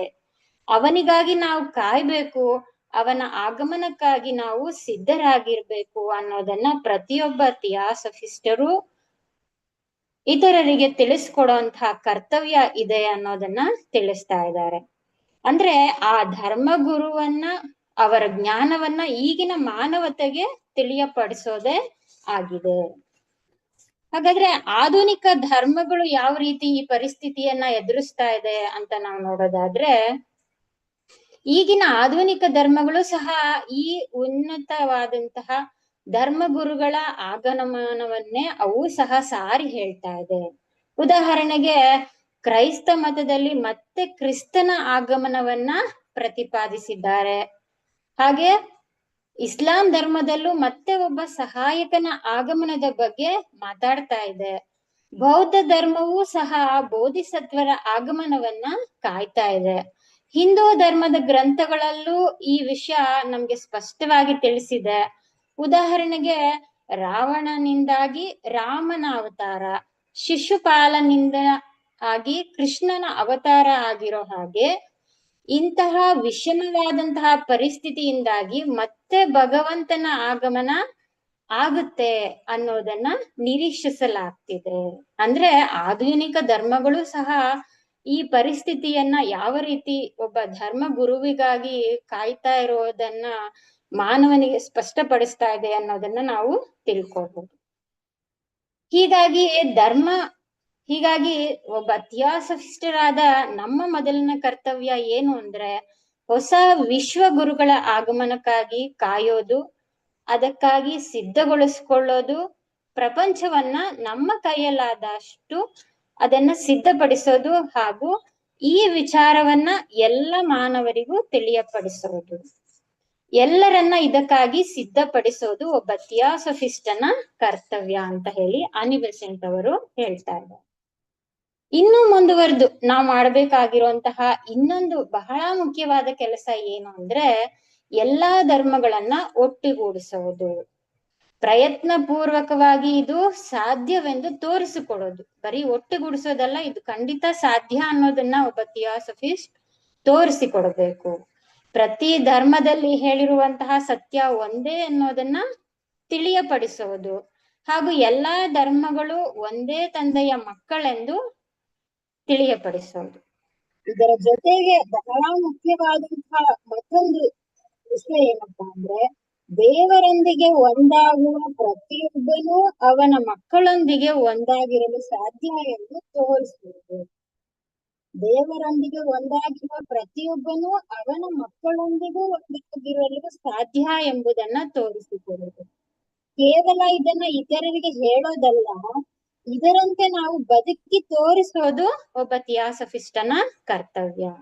ನಾವು ನಮ್ಮ ಧರ್ಮಗಳಲ್ಲಿ ಪಡೆದ ಜ್ಞಾನವನ್ನ ಇತರರೊಂದಿಗೆ ಹಂಚಿಕೊಳ್ಳೋದು, ಇತರ ಮತಗಳಲ್ಲಿ ಇರುವಂತಹ ಜ್ಞಾನವನ್ನ ನಾವು ಪಡ್ಕೊಳ್ಳೋದು, ಈ ರೀತಿ ಪ್ರತಿಯೊಬ್ಬರು ತಮ್ಮ ತಿಳುವಳಿಕೆಯನ್ನ ಹಂಚಿಕೊಂಡು ಸಹೋದರರಂತೆ ಬಾಳುವುದನ್ನೇ ಒಬ್ಬ ಥಿಯಾಸಫಿಸ್ಟನ ಕರ್ತವ್ಯ ಎಂದು ಇಲ್ಲಿ ಆನಿ ಬೆಸೆಂಟ್ ಅವರು ತಿಳಿಸ್ಕೊಡ್ತಾ ಇದ್ದಾರೆ. ಇದು ನಾವು ವಿಶ್ವಗುರುಗಳ ಆಗಮನಕ್ಕಾಗಿ ಮಾಡ್ಬೇಕಾಗಿರುವಂತಹ ಮೊದಲನೇ ಸಿದ್ಧತೆ. ಅದನ್ನ ಒಂದೇ ವಾಕ್ಯದಲ್ಲಿ ಹೇಳೋದಾದ್ರೆ ಎಲ್ಲಾ ಧರ್ಮಗಳ ಏಕತೆ ಮನುಷ್ಯನ ಏಕತೆ. ವಿಶ್ವಗುರುಗಳ ಆಗಮನಕ್ಕೆ ನಾವು ಮಾಡ್ಬೇಕಾಗಿರುವಂತಹ ಕರ್ತವ್ಯ ಇದು ಸಹ ಆಗಿದೆ. ಥಿಯಾಸಫಿಸ್ಟನ ಮತ್ತೊಂದು ಕರ್ತವ್ಯ ಬಗ್ಗೆ ಅವರು ಇಲ್ಲಿ ಹೇಳ್ತಾರೆ. ಅದನ್ನ ಹಿಂದೂ ಧರ್ಮದಲ್ಲಿ ವಿವರಿಸಿ ಹೇಳಿದ್ದಾರೆ ಅಂತಾನೂ ಸಹ ಅದನ್ನ ತಿಳಿಸ್ಕೊಡ್ತಾ ಇದ್ದಾರೆ. ನಾವು ಜೀವಿಸುವುದು ಪ್ರತಿ ಕ್ಷಣದಲ್ಲೂ, ಮಾಡುವ ಪ್ರತಿ ಕೆಲಸದಲ್ಲೂ, ಉಸಿರಾಟದಲ್ಲೂ, ನಿದ್ರೆಯಲ್ಲೂ, ಯೋಚಿಸುವಾಗಲೂ, ತಿನ್ನುವಾಗಲೂ, ಎಲ್ಲಾ ಸಂದರ್ಭಗಳಲ್ಲೂ ನಮ್ಮಿಂದ ದೇವರನ್ನು ಹಾಗೂ ಧರ್ಮವನ್ನು ಬೇರೆ ಮಾಡಲು ಸಾಧ್ಯವಾಗದ ರೀತಿಯಲ್ಲಿ ಬದುಕುವುದು. ನೋಡಿ, ಒಬ್ಬ ಹಿಂದುವಾಗಿ ಈ ರೀತಿ ಬದುಕೋದು. ಪ್ರತಿಯೊಂದು ಕಾರ್ಯಗಳಲ್ಲೂ ನಾವು ಮತ್ತು ದೇವರನ್ನ ಒಂದಾಗಿಸಿಕೊಳ್ಳುವಂತಹ ಬದುಕನ್ನ ಬದುಕೋದು. ಇನ್ನು ಮುಂದುವರೆದು ಅವ್ರು ಹೇಳ್ತಾರೆ ಹೇಗೆ ನಮ್ಮ ಜೀವನ ಇರ್ಬೇಕು ಅನ್ನೋದು. ಕೇವಲ ಒಂದು ದಿನವನ್ನ ದೇವರಿಗೆ ಮೀಸಲಾಗಿಡೋದಲ್ಲ, ಪ್ರತಿನಿತ್ಯ ದೇವರ ದಿನವೆಂದು ಬದುಕಬೇಕು. ಕೇವಲ ಒಂದು ಗ್ರಂಥ ಶ್ರೇಷ್ಠ ಅಂತ ತಿಳಿಯೋದಲ್ಲ, ಪ್ರತಿ ಧರ್ಮ ಗ್ರಂಥವೂ ಶ್ರೇಷ್ಠ ಅಂತ ಹೇಳಿ ಅರಿಯೋದನ್ನ ಮಾನವ ಕಲಿಬೇಕು. ದೇವರೊಂದಿಗೆ ನಾವು ಸದಾ ಇದ್ದೇವೆಂದು ನಂಬುವುದು. ಈ ರೀತಿಯ ಜೀವನ ಒಬ್ಬ ಥಿಯಾಸಫಿಸ್ಟ್ನದು ಆಗಿರ್ಬೇಕು. ನಮ್ಮ ಪ್ರತಿ ಕೆಲಸದಲ್ಲಿ ಅವನನ್ನ ಕಾಣುವುದನ್ನ ಕಲಿಬೇಕು. ಪ್ರತಿ ಸ್ಥಳದಲ್ಲೂ ಅವನನ್ನ ನಾವು ನೋಡ್ಬೇಕು. ಅಂದ್ರೆ ನಾವು ಮಾರುಕಟ್ಟೆಗೆ ಹೋದ್ರು, ದೇವರ ಗುಡಿಯಲ್ಲಿ ಹೋದ್ರು, ನ್ಯಾಯಾಲಯದಲ್ಲಿದ್ರು, ಆಸ್ಪತ್ರೆಯಲ್ಲಿ ಇದ್ರು, ಯುದ್ಧ ಭೂಮಿಯಲ್ಲಿ ಇದ್ರು, ವ್ಯಾಪಾರದ ಸ್ಥಳದಲ್ಲಿದ್ರು, ನಾವು ಧರ್ಮವನ್ನ ಹಾಗೂ ದೇವರನ್ನ ನಮ್ಮಿಂದ ಬೇರೆ ಮಾಡಲಾಗದ ರೀತಿಯಲ್ಲಿ ಇರಬೇಕು. ಬೆಸೆಂಟರು ಈ ವಿಷಯದಲ್ಲಿ ತಮ್ಮದೇ ಆದಂತಹ ಒಂದು ಅನುಭವವನ್ನ ಇಲ್ಲಿ ಉದಾಹರಣೆಯಾಗಿ ಹೇಳ್ತಾರೆ. ಅವ್ರಿಗೆ ಕೆಲವ್ರು ಹೇಳ್ತಾರಂತೆ, ನೀವು ಬೆಸೆಂಟರು, ಧರ್ಮಗುರು, ನಿಮ್ಗೆ ರಾಜಕೀಯ ಕ್ಷೇತ್ರದಲ್ಲಿ ಏನು ಕೆಲಸ ಅಂತ. ಆದ್ರೆ ಅದಕ್ಕೆ ಅವರು ಉತ್ತರ ಕೊಡ್ತಾರೆ, ನಾನು ಅವರಿಗೆ ಹೇಳುವುದೇನೆಂದರೆ, ನಾನು ಧರ್ಮವನ್ನು ಅರಿತವಳಾಗಿರುವುದರಿಂದಲೇ ರಾಜಕೀಯದಲ್ಲಿ ಇರಲು ಅರ್ಹಳು. ನೋಡಿ, ನಾನು ಧರ್ಮವನ್ನು ಅರಿತವಳಾಗಿ ಇರುವುದರಿಂದಲೇ ರಾಜಕೀಯದಲ್ಲಿ ಇರಲು ಅರ್ಹಳು ಅಂತ ಅವರು ಹೇಳ್ತಾ ಇದ್ದಾರೆ. ಅಂದ್ರೆ ಉದಾಹರಣೆಗೆ ಹಿಂದಿನ ಕಾಲದಲ್ಲಿ ರಾಜ ಮಹಾರಾಜರು ತಮ್ಮ ಆಸ್ಥಾನದಲ್ಲಿ ಧರ್ಮ ಗುರುಗಳಾಗಿ ಒಬ್ಬರನ್ನ ನೇಮಿಸ್ಕೊಳ್ತಾ ಇದ್ರು. ಅವರನ್ನ ಹತ್ರ ಇಟ್ಕೊಳ್ತಾ ಇದ್ರು. ಅವ್ರೇನ್ ಮಾಡ್ತಿದ್ರು, ಆಗಾಗ ಆ ಋಷಿ ಮುನಿಗಳು ಬಂದು ರಾಜರ ಆಸ್ಥಾನಕ್ಕೆ ಬಂದು ಪ್ರಜೆಗಳ ಬಗ್ಗೆ ವಿಚಾರಿಸ್ತಿದ್ರು. ಸೈನಿಕರ ಯೋಗಕ್ಷೇಮವನ್ನ ವಿಚಾರಿಸೋದು, ಹಾಗೆ ಪ್ರಜಾ ಸೌಖ್ಯವನ್ನ ತಿಳಿದುಕೊಳ್ಳಲು ಅವರು ಕಾತರರಾಗಿದ್ರು. ಅಂದ್ರೆ ನಮ್ಮ ಕರ್ತವ್ಯ ಎಲ್ಲಾ ಕಡೆನೂ, ಒಬ್ಬ ಧಾರ್ಮಿಕ ವ್ಯಕ್ತಿಯ ಕರ್ತವ್ಯ ಎಲ್ಲಾ ಕ್ಷೇತ್ರದಲ್ಲೂ ಇರುತ್ತೆ ಅನ್ನೋದನ್ನ ಅರಿತುಕೊಳ್ಳೋದು ಒಬ್ಬ ಥಿಯಾಸಫಿಸ್ಟನ ಕರ್ತವ್ಯ. ಆದ್ರಿಂದ ನಾವು ಸಂಪೂರ್ಣವಾಗಿ ಮನುಷ್ಯರಾಗಿ ಪ್ರತಿ ಕ್ಷೇತ್ರದಲ್ಲೂ ಇರ್ಬೇಕು. ಅಂದ್ರೆ ಸಂಪೂರ್ಣ ಮನುಷ್ಯರಾಗಿ ಅಂತ ಅವ್ರು ಹೇಳ್ತಿದ್ದಾರೆ. ಭಾಗಗಳಾಗಿ ಒಡೆದು ಹೋಗಿ, ಒಂದು ಭಾಗ ಸಮಾಜಕ್ಕೆ, ಒಂದು ಭಾಗ ಮನೆ, ಒಂದು ಭಾಗ ಸಂಸಾರಕ್ಕೆ, ಇನ್ನೊಂದು ಭಾಗ ಸ್ವಂತಕ್ಕೆ ಅಂತ ವಿಂಗಡಣೆ ಮಾಡಬಾರ್ದು. ನಮ್ಮ ಸಂಪೂರ್ಣ ವ್ಯಕ್ತಿತ್ವವನ್ನ ಮನೆಯ ಸಂಸಾರದಲ್ಲಿದ್ರೆ ಅಲ್ಲೇ ಕೊಡ್ಬೇಕು, ಸಮಾಜದಲ್ಲಿದ್ದಾಗ ಸಂಪೂರ್ಣ ವ್ಯಕ್ತಿತ್ವವನ್ನ ಸಮಾಜಕ್ಕೆ ನೀಡ್ಬೇಕು, ಅಧ್ಯಯನದಲ್ಲಿದ್ದಾಗ ನಮ್ಮ ಸಂಪೂರ್ಣ ವ್ಯಕ್ತಿತ್ವವನ್ನ ಅಧ್ಯಯನಕ್ಕೆ, ವ್ಯಾಪಾರದಲ್ಲೂ ಸೇವೆಯಲ್ಲೂ ಹೀಗೆ ತೊಡಗಿಸಿಕೊಂಡಾಗ ನಾವು ಧರ್ಮವನ್ನ ಮತ್ತು ದೇವರನ್ನ ನಮ್ಮಿಂದ ಬೇರ್ಪಡಿಸಲಾಗದ ರೀತಿಯಲ್ಲಿ ನಾವು ಜೀವಿಸ್ತೇವೆ. ಆ ರೀತಿ ಜೀವನವನ್ನ ನಾವು ನಡೆಸ್ಬೇಕು. ಅದು ಥಿಯಾಸಫಿಸ್ಟನ ಕರ್ತವ್ಯ ಅಂತ ಹೇಳಿ ತಿಳಿಸ್ತಾರೆ. ಅಂದ್ರೆ ಸಂಪೂರ್ಣವಾಗಿ ಧಾರ್ಮಿಕವಾಗಿ ಪ್ರತಿ ಕೆಲಸದಲ್ಲೂ, ಪ್ರತಿ ಯೋಚನೆಯಲ್ಲೂ, ಪ್ರತಿ ಮಾತಿನಲ್ಲೂ ಧರ್ಮವನ್ನ ಮೀರದೆ ಬದುಕೋದೆ ಪ್ರತಿ ಥಿಯಾಸಫಿಸ್ಟನ ಆದ್ಯ ಕರ್ತವ್ಯ. ಅಂದ್ರೆ ಒಬ್ಬ ಥಿಯಾಸಫಿಸ್ಟ್ ತನ್ನ ಮಾತಿನಲ್ಲೂ, ಯೋಚನೆಯಲ್ಲೂ, ಕೆಲಸದಲ್ಲೂ ಧರ್ಮವಾಗಿ ಬಾಳ್ತಾನೆ. ಅಂದ್ರೆ ಥಿಯಾಸಫಿಸ್ಟನ ಕರ್ತವ್ಯ ಏನು ಇಲ್ಲಿ? ಧರ್ಮ ಗುರುವಿನ ಆಗಮನಕ್ಕಾಗಿ ನಿರೀಕ್ಷೆಯನ್ನ ಇಟ್ಟು ಅದಕ್ಕಾಗಿ ನಮ್ಮನ್ನ ನಾವು ಸಿದ್ಧತೆ ಪಡಿಸ್ಕೊಳ್ಳೋದು. ಅದರಲ್ಲಿ ಸಹೋದರ ಭಾವ ಬಹಳ ಮುಖ್ಯ. ಮತ್ತೆ ಎಲ್ಲಾ ಮತಗಳಲ್ಲಿರುವ, ಧರ್ಮಗಳಲ್ಲಿರುವ ಐಕ್ಯತೆಯನ್ನ ನಾವು ಒಂದುಗೂಡಿಸ್ಕೊಳ್ಳೋದು, ಮತ್ತೆ ಧಾರ್ಮಿಕ ಜೀವನವನ್ನ ನಡೆಸೋದು. ಧಾರ್ಮಿಕ ಜೀವನ ಅಂದ್ರೆ ಧರ್ಮ ಮತ್ತು ದೇವರು ನಮ್ಮ ಜೀವನದಲ್ಲಿ ಬೇರೆಯಾಗದಂತೆ ಬದುಕೋದು. ಹಾಗೆ ಸಂಪೂರ್ಣ ಮಾನವರಾಗಿ ಪ್ರತಿ ಕ್ಷೇತ್ರದಲ್ಲೂ ನಮ್ಮ ಕರ್ತವ್ಯಗಳನ್ನ ನಿರ್ವಹಿಸುತ್ತಾ ಜೀವಿಸೋದು. ಇದೇ ಥಿಯಾಸಫಿಸ್ಟನ ಧಾರ್ಮಿಕ ಜೀವನ. ಬ್ರಹ್ಮಜ್ಞಾನ ವಿದ್ಯಾರ್ಥಿಯು ಧರ್ಮಕ್ಕೆ ತನ್ನ ಕರ್ತವ್ಯವನ್ನು ನಿರ್ವಹಿಸುತ್ತಾನೆ ಅಂತ ಒಂದು ಸುಂದರವಾದ ವಾಕ್ಯವನ್ನ ಅವರು ಹೇಳ್ತಾರೆ. ಬ್ರಹ್ಮಜ್ಞಾನ ವಿದ್ಯಾರ್ಥಿಯು ಧರ್ಮಕ್ಕೆ ತನ್ನ ಕರ್ತವ್ಯವನ್ನು ನಿರ್ವಹಿಸುತ್ತಾನೆ. ಹಾಗೆ ಇದು ಪ್ರತಿ ಧಾರ್ಮಿಕ ವ್ಯಕ್ತಿಯ ಕರ್ತವ್ಯವೂ ಆಗಿದೆ ಅನ್ನೋದನ್ನ ಹೇಳ್ತಾ ಅವರು ಈ ವಿಷಯವನ್ನ ಸಮಾಪ್ತಿ ಮಾಡ್ತಾ ಇದ್ದಾರೆ. धन्यवाद। धन्यवाद यमुनावती जी, बहुत ही सुंदर से आप समझाती हैं। प्रीतम जी, अभी आपको आमंत्रित करूंगी धर्म के प्रति थियोसॉफिस्ट का कर्तव्य पार्ट 2 और अंतिम। यस, धन्यवाद मैम। अब भौतिकवाद के विनाश के संबंध में थियोसॉफिस्ट का कर्तव्य व्यावहारिक रूप से पूरा हो चुका है। वह हमारे पीछे है। आने वाले वर्षों में हमारा क्या कर्तव्य है, इस प्रश्न का उत्तर देने के लिए आपको यह समझने का प्रयास करना होगा कि वर्तमान समय में मानवता कहाँ खड़ी है। संसार एक भयंकर युद्ध से त्रस्त है। मनुष्य के विरुद्ध विज्ञान द्वारा दी जा सकने वाली हर संभव सहायता से लड़ रहा है, जो कि सबसे राक्षसी उद्देश्यों की और उन्मुख है और मानव विनाश के लिए उपलब्ध कराई जा सकती है। विज्ञान सबसे निकृष्ट उद्देश्यों की और उन्मुख है, क्योंकि इसके पीछे कोई विवेक नहीं है। यह विनाश के नए उपकरण खोजता है। यह जलाने के लिए तरल अग्नि बनाने का प्रयास करता है। ये पीड़ा देने और मारने के लिए वैश्विक गैस बनाने का प्रयास करता है।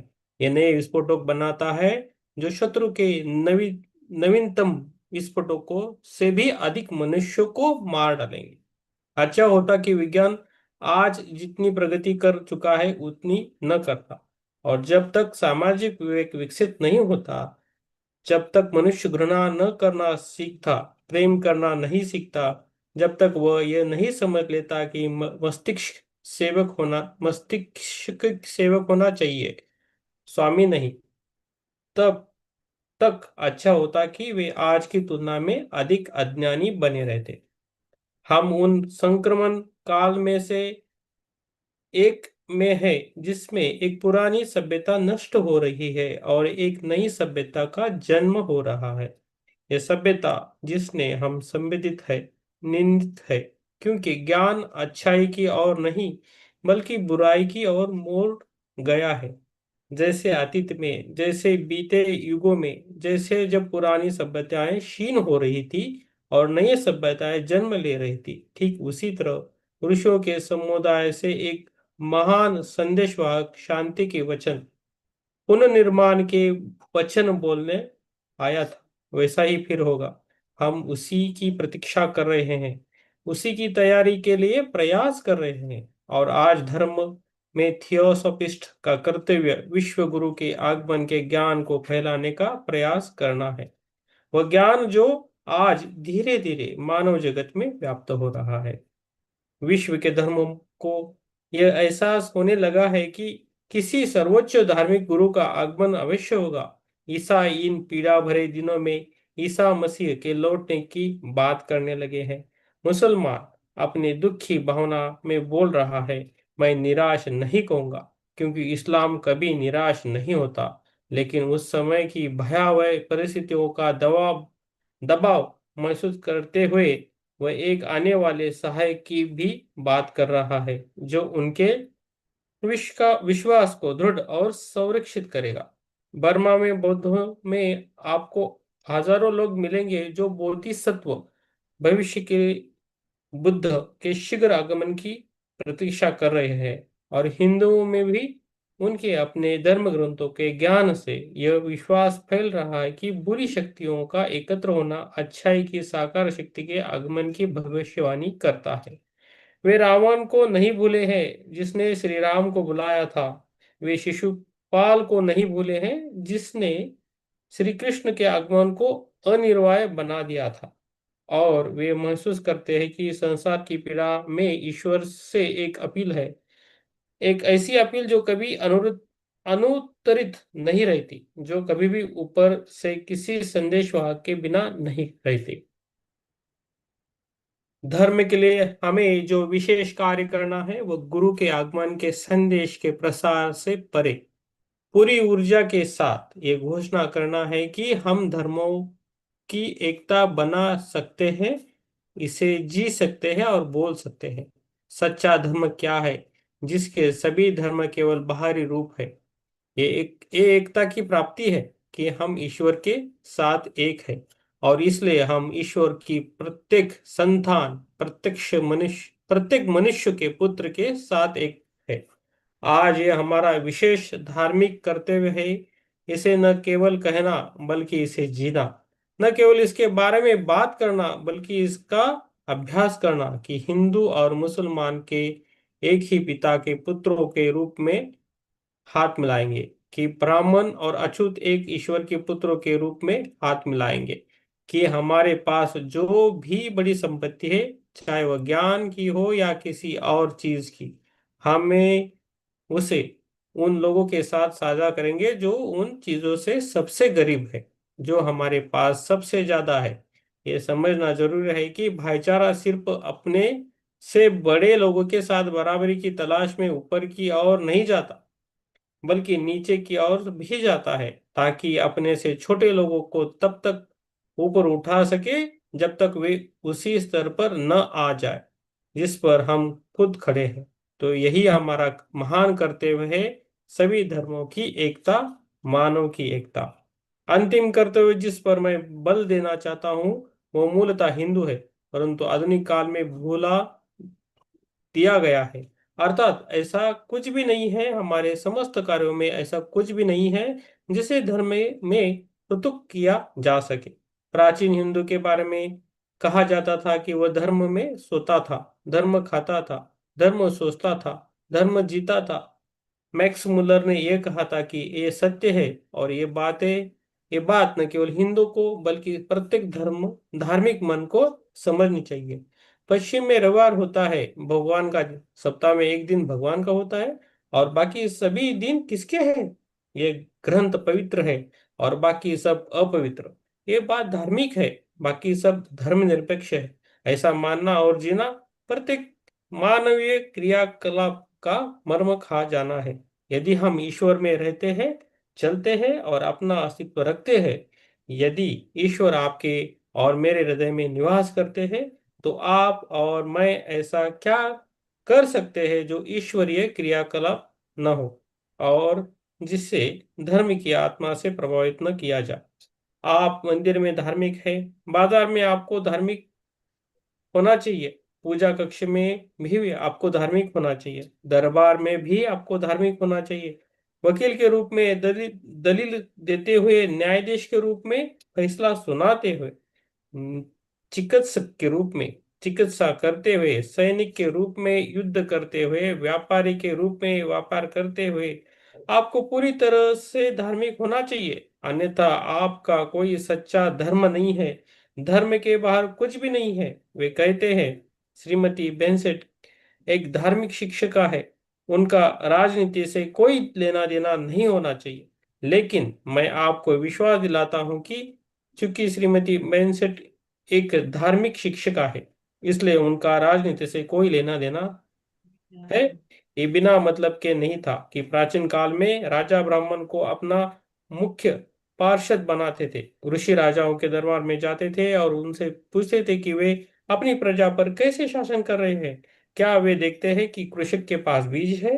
क्या वे कारीगर को उसके निर्माण के लिए सामग्री देते हैं?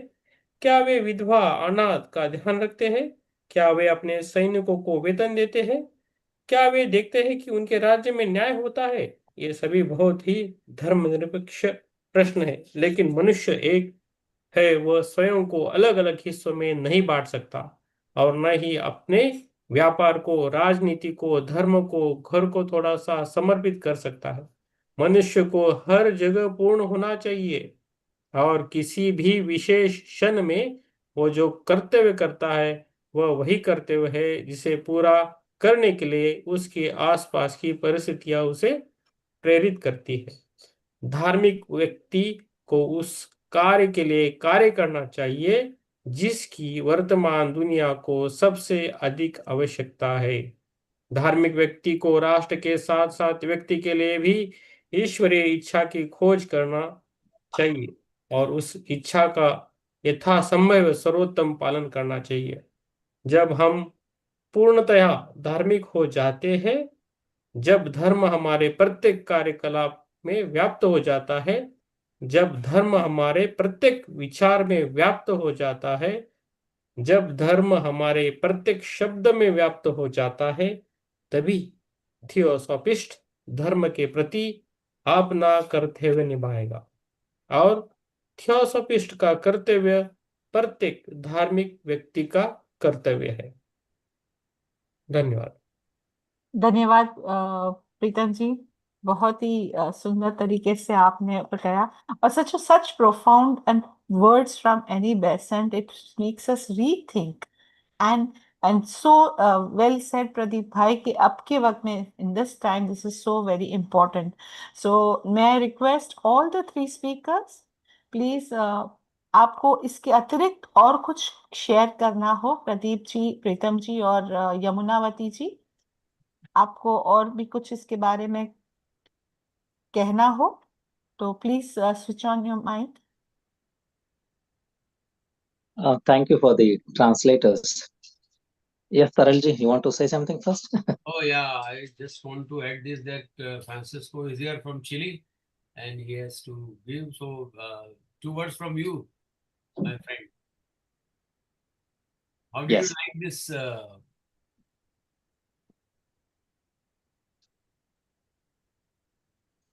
Do you want that I Yeah. need to say something? Yeah, please do. Okay. Well, thank you, brother Taral. Thank you, Pradeepa. Thank you for every brother and sister that are here for this excellent, splendid lecture about our duties as a member of the Theosophical Society. It's so important for our fraternity to all mankind that the thing that it's just in this way that the blessing come to us. And I think that the justice is just in this way that the Lord can come to us. So thank you so much. Thank you. Thank you so much. Keep joining. What I was trying to add in the end is, in India, I don't know about other countries, but in India, we see a revival of religious activities, a revival of religious feeling among youth, among young people. If you see who are going to Kedarnath every year, if you see who are going to Kashi every year, if you see the crowd in the Prayagraj this year, once upon a time, it was those old people after retirement, after settling down all their children, used to go to these temples. But if you see the crowds in Kedarnath and Prayagraj this year, it's all young people, 30 to 50 years, between 30 to 50 years. So there is a revival of religious feeling and activity among youth. And I felt it's very important to speak about these concepts at this juncture because just like science, if the concept of science, the evolution of science became ahead of the evolution of the human consciousness, and then it's destructive. So therefore, the revival of religious feeling also, if it becomes too much, before understanding the real concepts of divinity, before understanding the concept of finding God within, then it can definitely be destructive in nature. And one has to understand that it's not that you go to one religious place and be religious and then you come back and then do the same activity that you are doing every time. So Madam Besant's words are very important here, that you can't be religious on one particular day and not religious on some other day.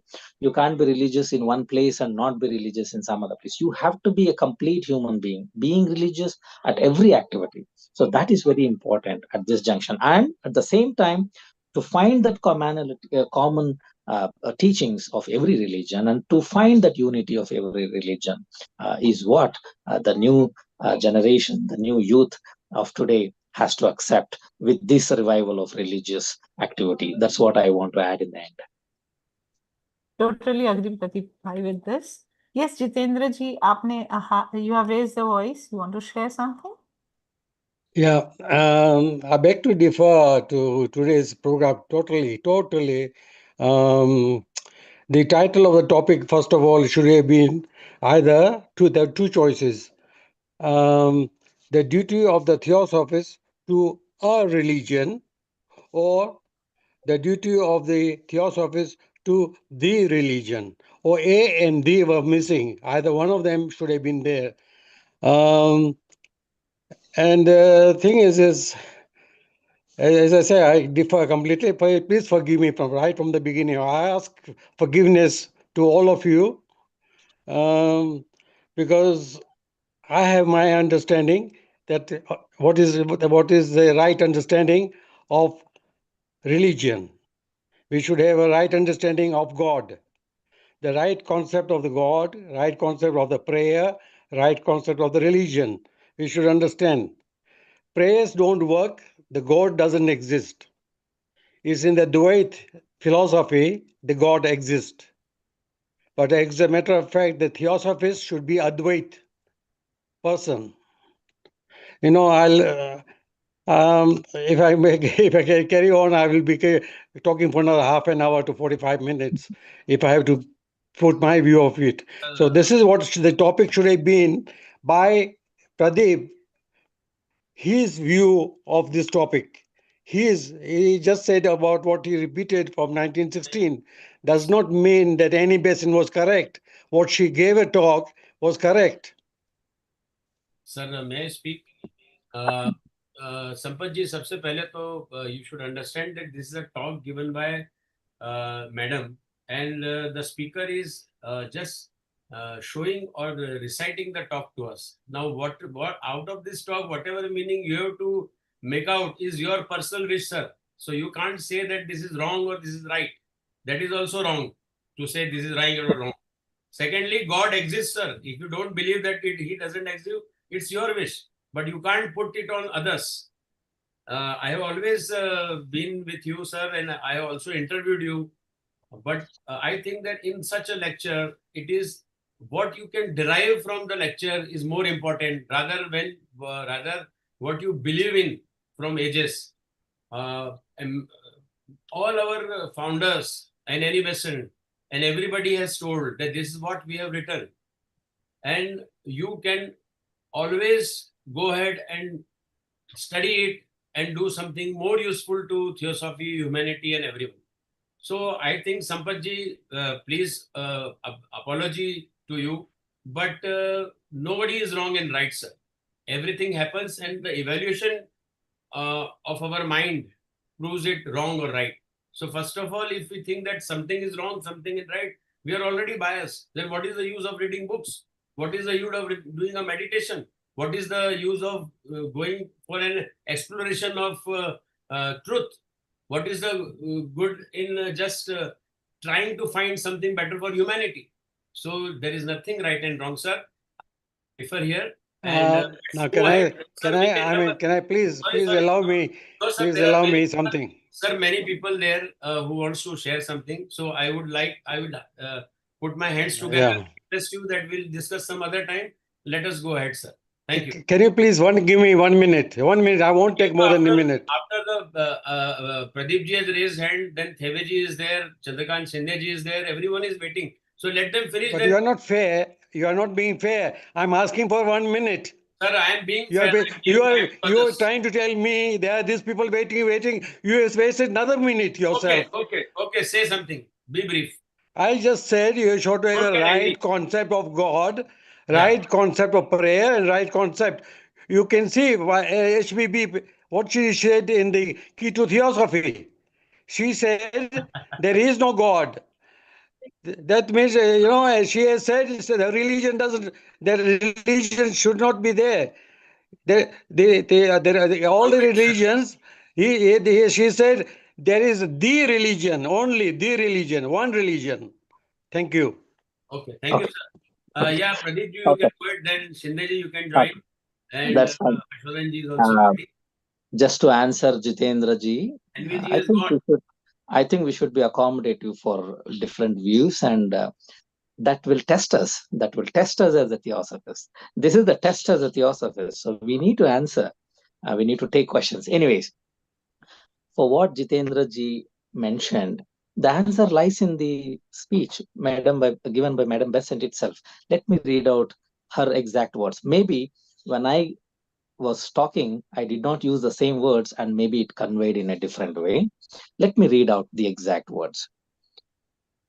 The knowledge is the link between knower and the object, but here there is no knower, there is no object. The seeker realizes God. He does not know him. It is realization and not knowledge. That is the real gnosis with which the theosophist has to proclaim. He is not to be seen outside, but to be entered within. There it is realization of identity. The known and the knower are one, and the man realizes himself and feels that he is God. So this is nothing but Advaita, what Jitendra ji just said, right? That was the great proclamation that Theosophy made in the midst of skeptical and materialistic world. So that's exactly what Jitendra ji said, is exactly what a Theosophist has to proclaim, that it is not, God is not something different and we are not something different. It is the realization of God within us, and to realize that every man to feel that he is God. So this is what Madam said. Maybe I did not convey properly, so maybe he got this doubt. So this point, exactly what Madam Besant is saying, is of Advaita. It's not like a separate entity, but to realize oneself. And for his comment of the title should be different, maybe that duty of theosophy is to the religion, because every religion is one. That's exactly what she arrives at the conclusion in the end, that to the duty of theosophist is to say to everyone that all these modern religions are the outer forms, but there is one basic religion at the heart of it, at the core of it, and I did mention about that. So therefore we can. Oh, I think we have lost the connection. For his questions. Thank you. Thank you. Thank you. Thank you, Pradeep. Yeah, Pratham ji, since you have raised hand, please go ahead. Yeah. First of all, thanks to Taralji to give me opportunity to translate in as a Hindi. So thanks Pradeep ji to given very nicely thought in part 1 and part 2. And we are going with many books now. We are monthly one book we are reading for meditation on related to spirituality. So there is a common part is coming, and in Theosophy also same thing. I'm just now reading. Just I'm going with like we have to go inside. We have to search in inside, like Buddha search. He searched everywhere and not get what he want, but finally he got me inside only. So that part 1 it is very nicely told, and then afterwards part 2 I feel like a religion and humanity. So how we connected, and I think it may be, and in India maybe I am also religious, and we follow every festivals, other things, and we think for religious and how we can be human for everyone, that we are just following, but this is we just getting remembrance. So nicely told by Dr. Any Besant, and thank you everyone to listening to me. Thank you. Thank you, प्रीतम जी। जी शिंदे साहब, हर्षवर्धन जी, आप अपना कुछ। Waiting for since long in heaven. Sorry? NEVG is waiting since long. Theni, sorry, I'm so sorry, Theni ji. Theni, would you like to say something? Kindly unmute. Thank you, ma'am. Thank you, ma'am. Nothing else. Thank you, ma'am. Okay, thank you. Go ahead, Akshay. Ji, Shinde ji, Harshvardhan bhai, Kanchan ji, anyone? Maybe Professor Chinda Yes. wants to say something. Okay, Yes. thank you. See, this is a very good book. Dr. Annie Besant has given duty of a theosophist to receive the teacher. See, this is the book is written for this to the theosophical members. He should not be caught in the orthodoxy religion and dogmatic scientific attitude. So you must be free from the orthodoxy as well as the dogmatism of the science, and he tried to understand, to be free from all such things. And then only he can receive what the coming teacher is going to teach him. So in that context, this book is written. And Pradeep has explained very nicely. It is translated very Yamunaji, very nicely in Kannada. She explained. I liked it. And Pritam also trying to give us a new perspective.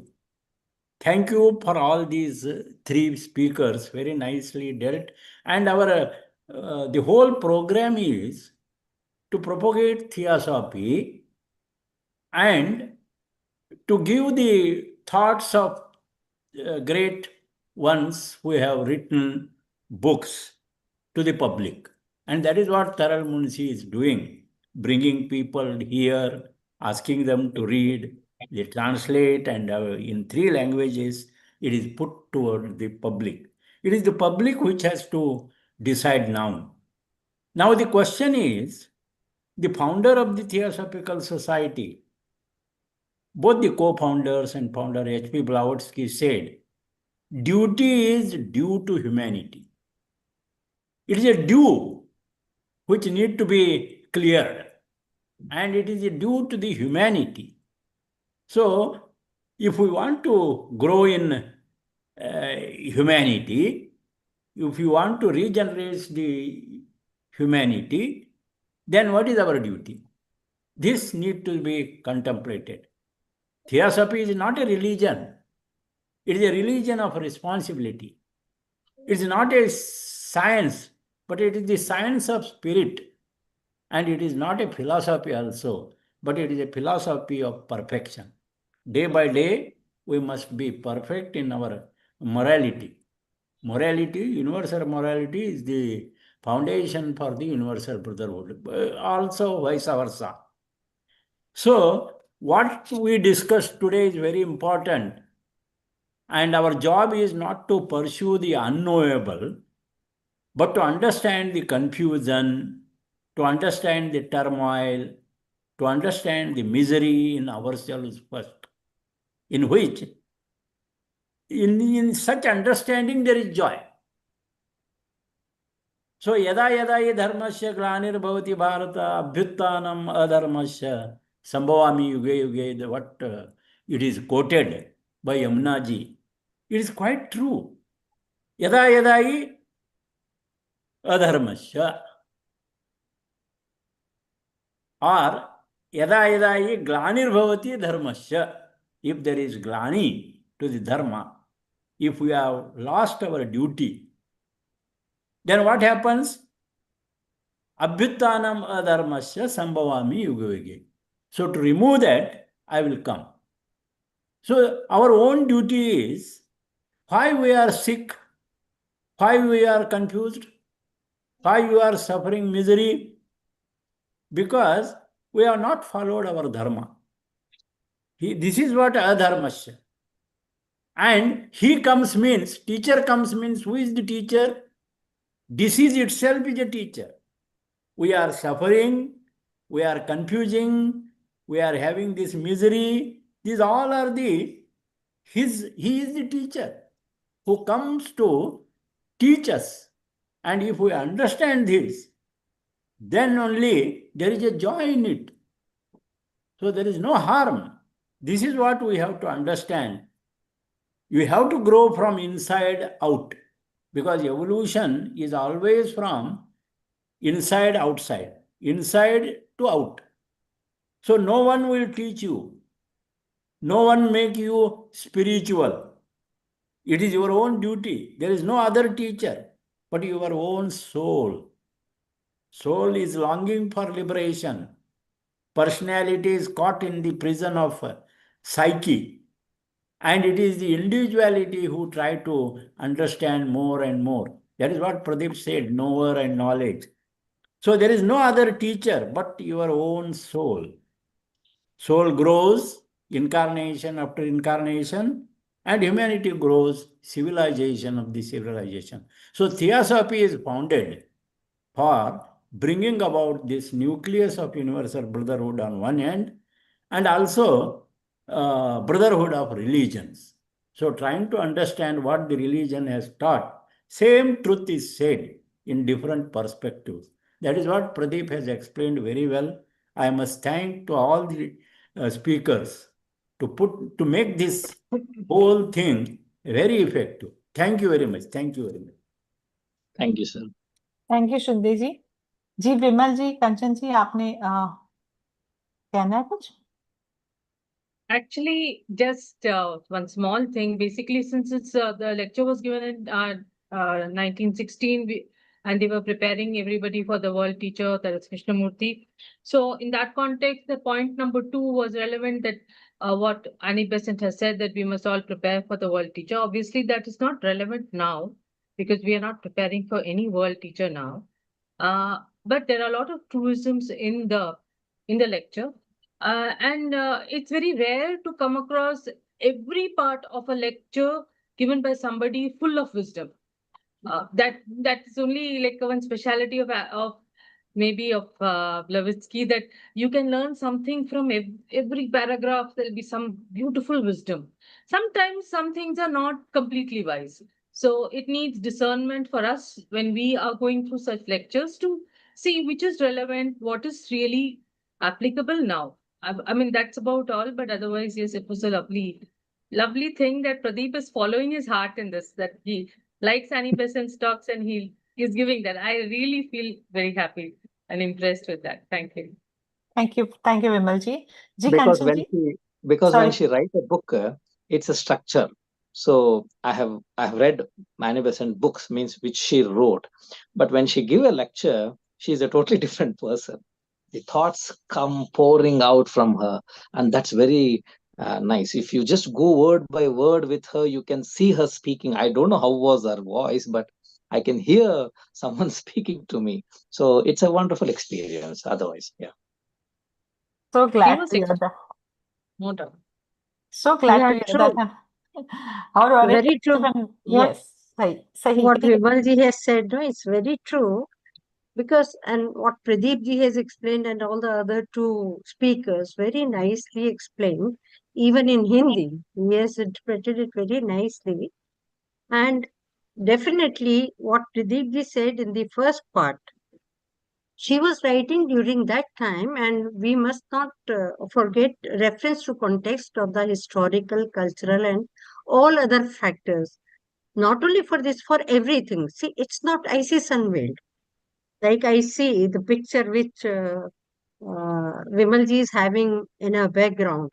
Madam Blavatsky is looking just like Isis, having the third eye in her hand. This is that picture always reminds me of that. So very nicely said, explained, and when he was referring to in the second part, Dharam Guru and all. See, even in Sanatan Dharam, they say in Kali Yuga, it's going to be Kalki Avatar. Now, if we believe, it's fine, but we have seen in previous yugas, Ram Avatar and Krishna Avatar, which is not a fiction or a myth, which is practical. And the other most important part, what he said, the knower knowledge and the known. All three are one, and that is we ourselves. Only thing is we have to unfold. How we unfold ourselves, it's up to us. And naming or saying the title of a subject or title of the is immaterial in that context, for my understanding. I feel you can say anything, but if you are able to get the spirit of the lecture, that's more than enough for us. Thank you. Thank you, Kanchanji. Thank you so much, Kanchanji. Harshvardhan Bhai? Yes. The time is short, but I must congratulate Pradeepji for choosing this particular subject. In 1925, I think around that time, Dr. Annie Besant has very nicely illustrated all these conflicts which were at that time during the First World War. She felt that, and it's the same thing that happened in India when she propagated for the home rule. But that time, the individual, the class, the nations that grows most intensely with the self-conscious when rights and liberties were infringed and curtailed, and combat had to be waged in their defense. That was the time, and that was the reason for that present intense self-assertion also. So about the small nations all over the world, so she was worried about that.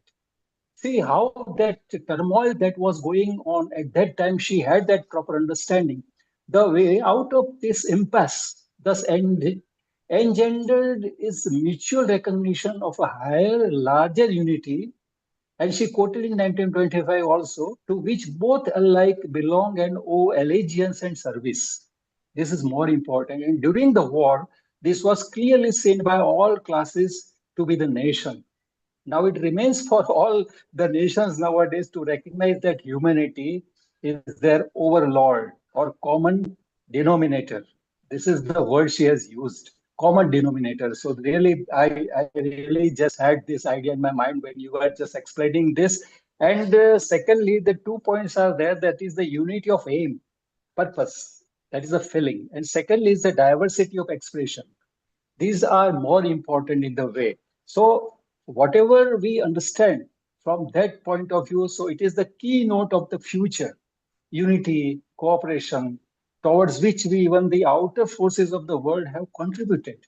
This is more important that way. And this contribution is how it has gone far beyond the scientific explosion in the way of the inventions like railways, steamships, aeroplanes, newspapers, wireless, telegraphy, economic penetrations. These all they had gone so far. So that was the time. So with the proliferation of all these inventions and with these aspects of the particular kind of understanding of the religion.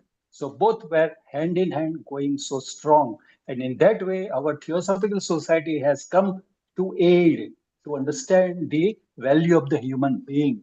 That was the real understanding from this point of view from Dr. Annie Besant. So far, otherwise this discussion can continue because this is a very prolific kind of subject. So I congratulate again. Thank you very much. And for the Kannada and Hindi translation, I must congratulate Pritamji and our Bangalore based all the members. Yes, Yamunavati. Theni is there. Theni, how are you? Theni, fine. And Yamunavati ji, both they are there. Even other people were there. I've seen on the screen. Thank you very much.